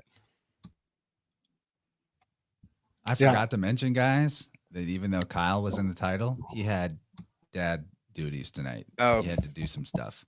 And we were just having so much fun. I forgot to mention it, but we love that guy, Kyle Denton. We'll see him, sooner or later. He's got a baby on the way. Big love, brother Kyle. He's the man. He's just the man. I bought some good stuff from Tippecanoe Herbs the other day. Made a resupply run. I know I promote this all the time, but I mean, how can I not? Let me show you what I'm about. I'm out of this right now, but I got more coming. Get this Up Dog stuff, guys, right here. Let me read it. Up Dog, Uplifting Focus Blend. This is my go-to pick-me-up to help me power through the day when I feel heavy after lunch. The mintiness is so nice to aiding in digestion, helping move heavy food. The yerba mate is slightly caffeinated, but not really intense like coffee. I reach a certain point in the day where the flavor of coffee isn't refreshing, but the flavor of this tea is. The linden is a pleasant, cooling anti-inflammatory that keeps my mind in a nice, focused place. I love this tea. What I'll say about it is everything that you just said is true there. But you get to the point like you've been drinking coffee all morning, then you have lunch, and you feel like you need to pick me up because you're digesting and you got stuff to do. You go reach for more coffee, you're gonna be feeling it like, get these inflamed kidneys. Maybe your adrenals are a bit inflamed. But you switch to this Up Dog, you're gonna feel great. You're gonna feel clean. You're gonna feel clear. It's just refreshing. It's gonna hydrate you better than coffee does. I mean, if you're smart, you might just do only this. But peppermint, yerba mate, linden flower, nettle leaf, schisandra berry, cardamom. It's good stuff. I love this tea. Use the InnerVerse coupon code 10% off at Tippecanoe Herbs. Support Kyle and Serena and their growing family. They're about to have another little one. We had a really nice consult with them about, having an infant because they got a 2-year-old just the other day. Nice phone call, family to family. And I just really love those Dentons. So do me a favor, support the podcast, but also get yourself something good. Tippecanoe Herbs. That's my ad. I don't even feel guilt advertising them. That's good stuff right there. Yeah, that's you guys great. Got anything to add after my ad? I have a couple things to add. I wanted to start off with this quote, but I'm going to say it now. And it's from J.G. Bennett. He's a J.G. Bennett. He's a Gurdjieff disciple. I think he's dead by now. But anyway, he kind of followed Gurdjieff, wrote books and stuff. He said this quote, and the more I think about it, the more I like it. But anyway, just let it sit with you. He said, knowing is something that can be communicated, but is not transferable. So knowledge is something that can be communicated, but isn't transferable. Then he said, understanding is something that can be transferred, but it cannot be communicated. And now what he means by transferred is transferred from like one experience to another. So think about like back in the day, there seemed to be so many polymaths or whatever. You know how if you have an understanding of maybe music or something, it's the whole as above, so below sort of idea. Once you understand something, then you can kind of take that understanding over to something else, right? And it applies. But here's the thing about that it can't be communicated is, I remember a little while back, everyone was asking you, Chance, for, hey, can I get the chart of the letter switches and stuff? So, talking about language, can I get the P to the V or whatever? The lockpick kit. Yeah, the lockpick kit. And so that's the thing. People are asking for knowledge. Chance can only give you knowledge, because to come to the understanding of it is something that you have to do on your own. No one can do that for you, right? To come to a place of understanding. So yeah, it's like, do you want the cheat sheet, or do you want to just have the, like, to me, I get understanding. But the cheat sheet isn't because the answer all, To me, like, an example of this is, I got a nephew who's learning to speak. He's 20 months old. And we're like, say poo poo. And he's like, boo boo. He switches the P with a B.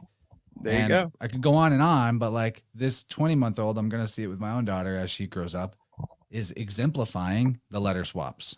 It's a natural thing that happens in our mouth, a lot of it. And some of it is an artifact of alphabets too. But, there's a lot of it that is just natural to how your tongue hits your mouth. Yep. And absolutely. that's understanding. And that's understanding, right? It's something you get at some point. You play with it in your mind, you speak things out, you play with it, then you're like, oh crap, I see now how, that accent can make this sound like that or whatever. So anyway, that's understanding. The reason I bring this up, can you do share again real quick? The reason I bring this up is because talking about words and learning and everything, this is another quick example of the word that we've been on, which is the Fran word, the PR, which we're saying means prudent, I think is what we went with. But let me show you this here. Like, okay, great. You got in Latin here in the Vulgate, prudence. Okay. But then you got wise in KJV. Over here, 1 Corinthians, you get this word again, the Fran word. But down here in the Vulgate, it gets transferred to sensibus.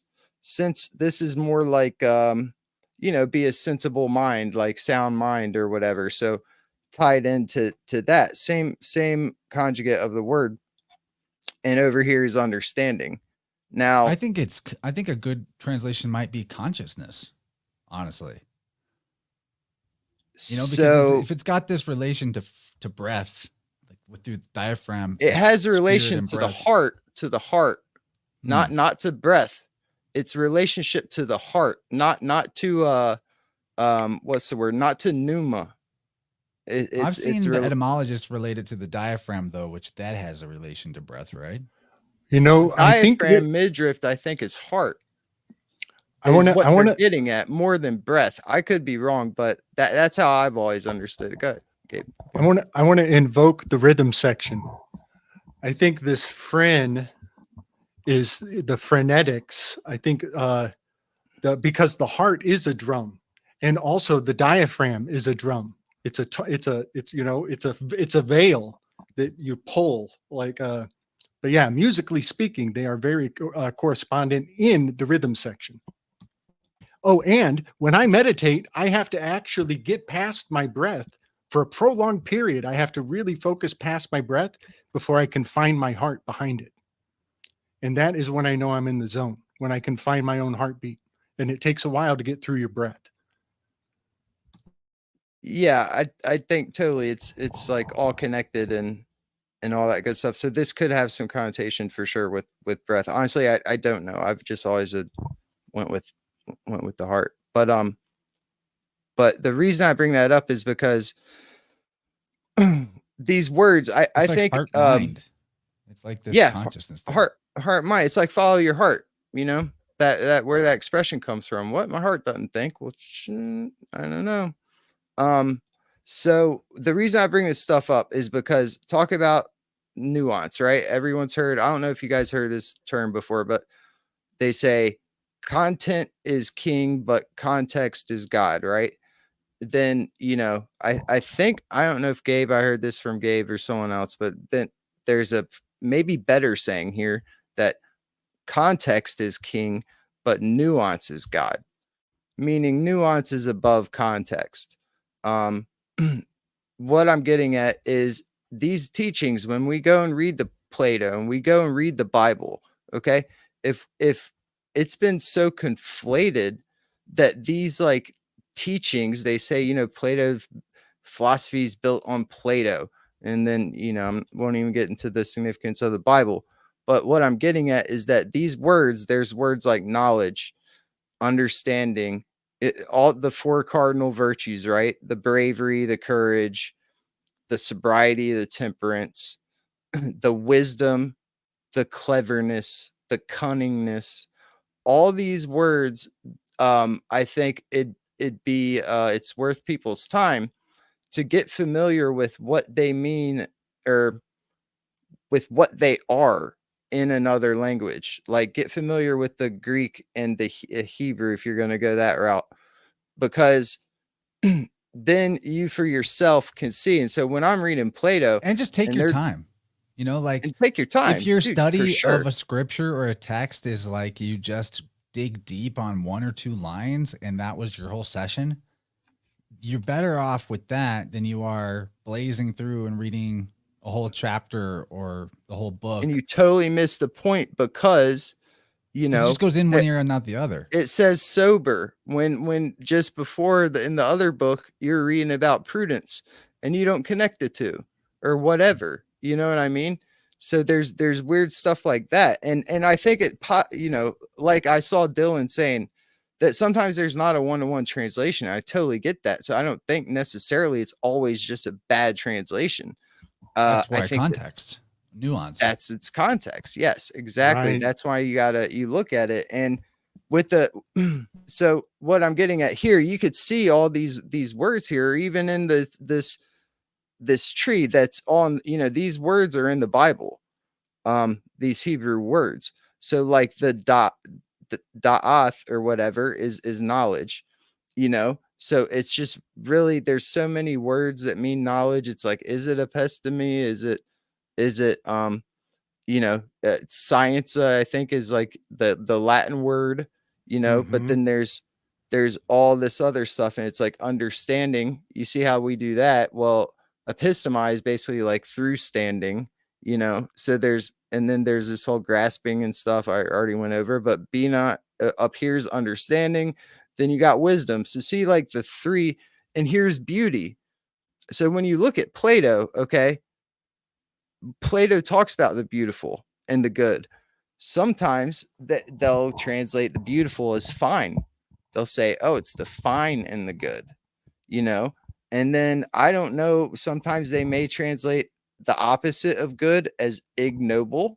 I'm not sure, but there's a lot of nuance here that you're going to miss unless we like, you know, kind of take this back and know what these words mean, because now we're so blessed with having fine is bringing us right back to fine's bringing us right back to finis, boundary, limit, finite. Yeah, man. Or being fined, you know, Gabe's whole taxing. And that's so funny, yes, because it comes with beauty. And what is that? It's right in the middle. That's the key, right? That, you know, anything about Kabbalah, that's the sun, that's Jesus. You know, that's tax day. The Tippereth tax day. Yeah. Just and it is a beautiful day of the year. So right there in the middle of spring. We are we are super familiar to have this real quick. This website here, Perseus, you could search, just Google anything with the word Perseus after it. And then a lot of things people don't know is here you could type or hit the load Greek right here.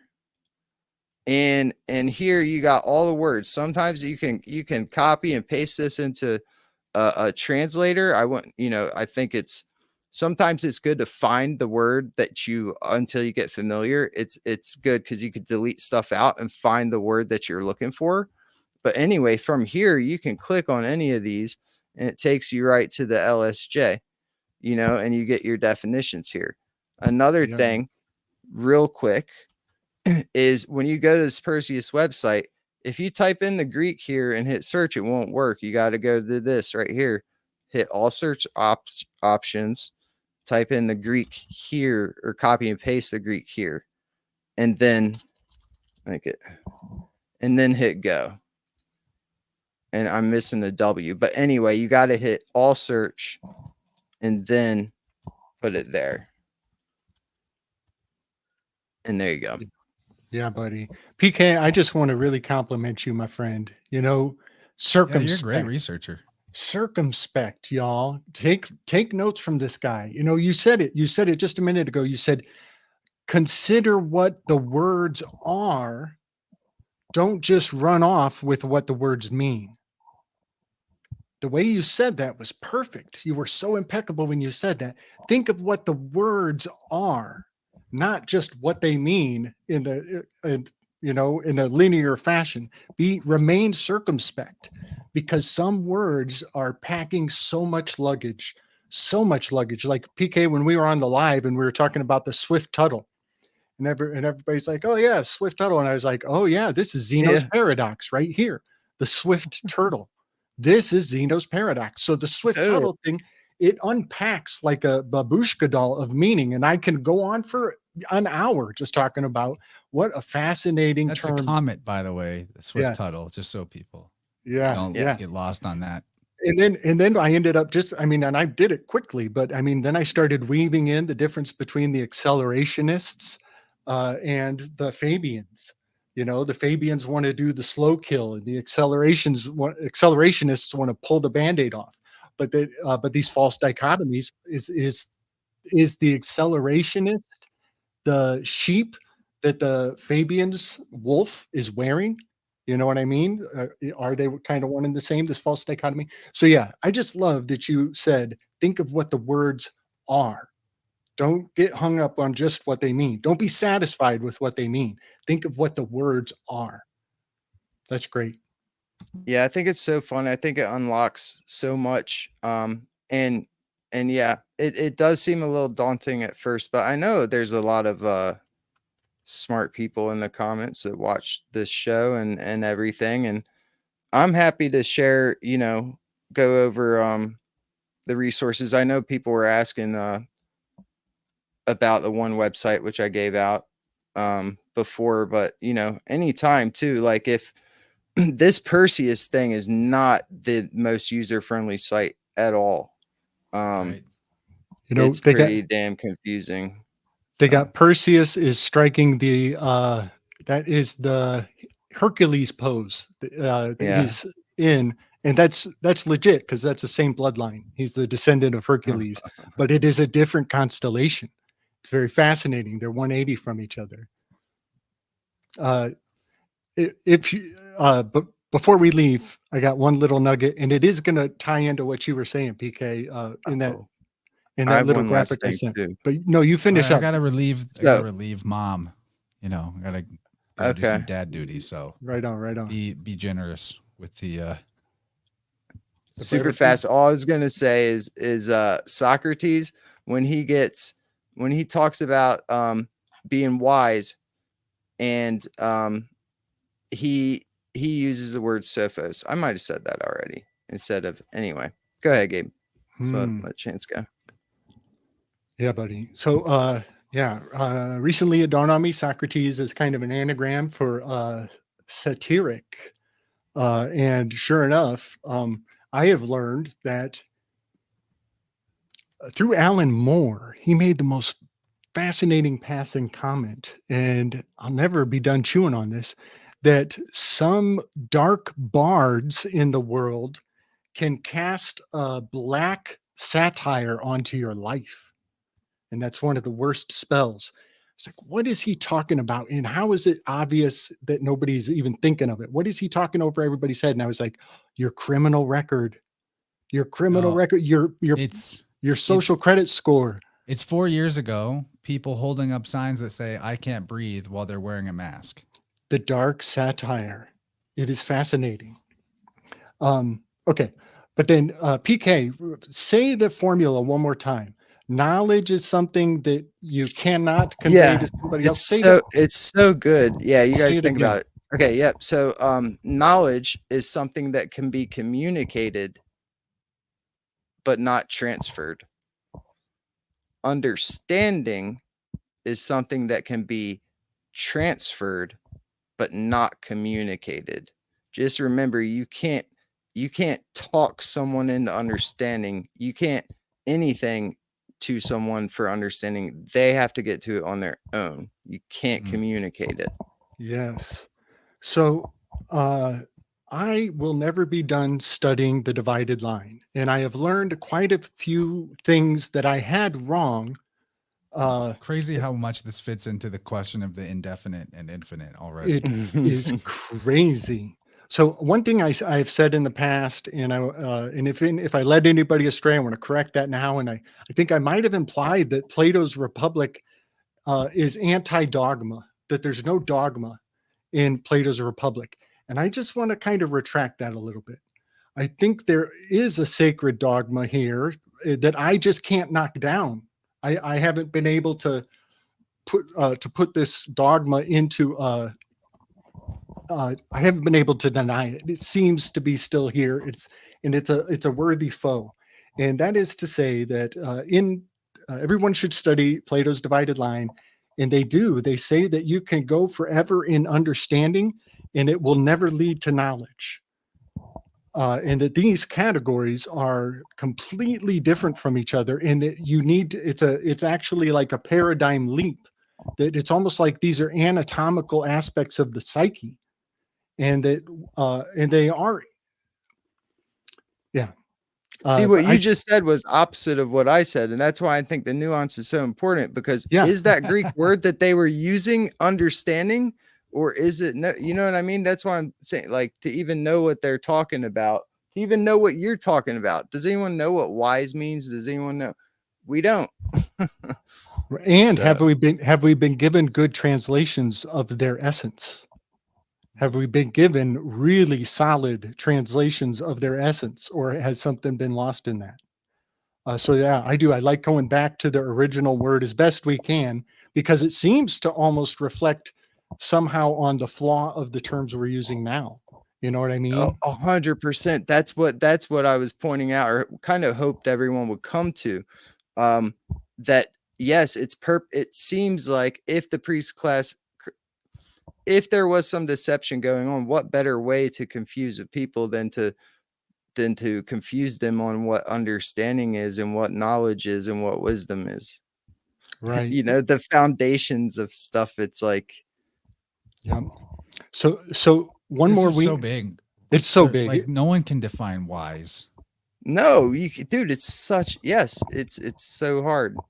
It's so funny that we're at 2 hours. Chance has got to go, and the conversation is just getting juicy AF. I want to throw one more really fun nugget on the pyre because I think people will enjoy this. I have a theory. This is a belief. I have a belief, but it's not a dogma.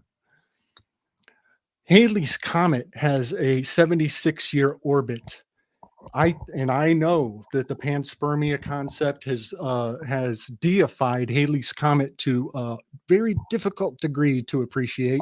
Halley's Comet is very sacred to the priest class, and last year was Halley's Comet turning around to come back. We are at the divided line. We are at the divided line for Halley's Comet, and the year that she turned around to come back, they inseminated our words with the red heifer sacrifice. And they did it 16 different ways from Friday through anagrams. We And packed- Oliver Anthony. and Oliver A Anthony. terrible song. It was Oh all my over. God. And then a year later, they flood the Richmond, north of Richmond, right on our heartstrings, right on the heartstrings. North Carolina is a anagram for Coloratri Nina. But anyway, so ritualistically, they spilled blood, our words, on the divided line for Halley's Comet to return. So I just want to put that in people's mind, because the measurement of this string, of this rope, of this orbit, whatever the heck it really is, it is sacred AF. And I just want it to be on people's radar, so these numerological significances are not floating in the subconscious, running psyops inside of psyops that are unrecognized. I want to put a name on that demon. You know, one of the Latin words that gets translated into English to mean wise or prudent? Cordatus. Cordatus. Dang, bro. It's See, like how many of I could think of 3 others off the top of my head. really. Sophos. Yeah, that gets translated to wise. Sapiens. 100%. Oh, nice. Yeah. So just to prove my words about the red heifer sacrifice. Consul. Yeah. Red heifer sacrifice is a schizophrenic anagram out of the phrase safe, secure, effective. Safe, secure, effective is basically red heifer sacrifice repeated over and over for 2-3 years. All right. Well, there's no real point to conclude. It's an indefinite weave. I really like doing it this way, guys. So you might see more Great Whiteboard Brotherhood shows. I particularly, I just enjoy the day of spending my Wednesday reading a book that's kind of consumable in one shot and then thinking about it with you guys. I really like that. So that was we'll awesome. do it Well, again. I think I found the Philosopher's Stone, or I found out what it is, but we'll save that for next time. Wow, that's a good teaser. All right. Placenta. You know how it goes. Support the podcast with our affiliates. Mainly Tippecanoe Herbs is the one that I want you to do because it's so good for you. Biofield tunings are available with me. Still got a couple openings in November. Those are, as always, totally awesome. If you want to apply this pattern recognition to get in your own mind, body, spirit more aligned and coherent, let's do it. And other than that, catch you guys on the flip. Much love. Thanks for being here, everyone. This is, if you're here, just want you to know, like, this ain't the easiest material. We're up here, like, admitting to not knowing shit. And that's maybe not the most popular way to go about presenting content. But, we're trying to be with God, with the nuance, with the context. And thanks for being there with us. We love you. See you next time. Well said. Much love, y'all.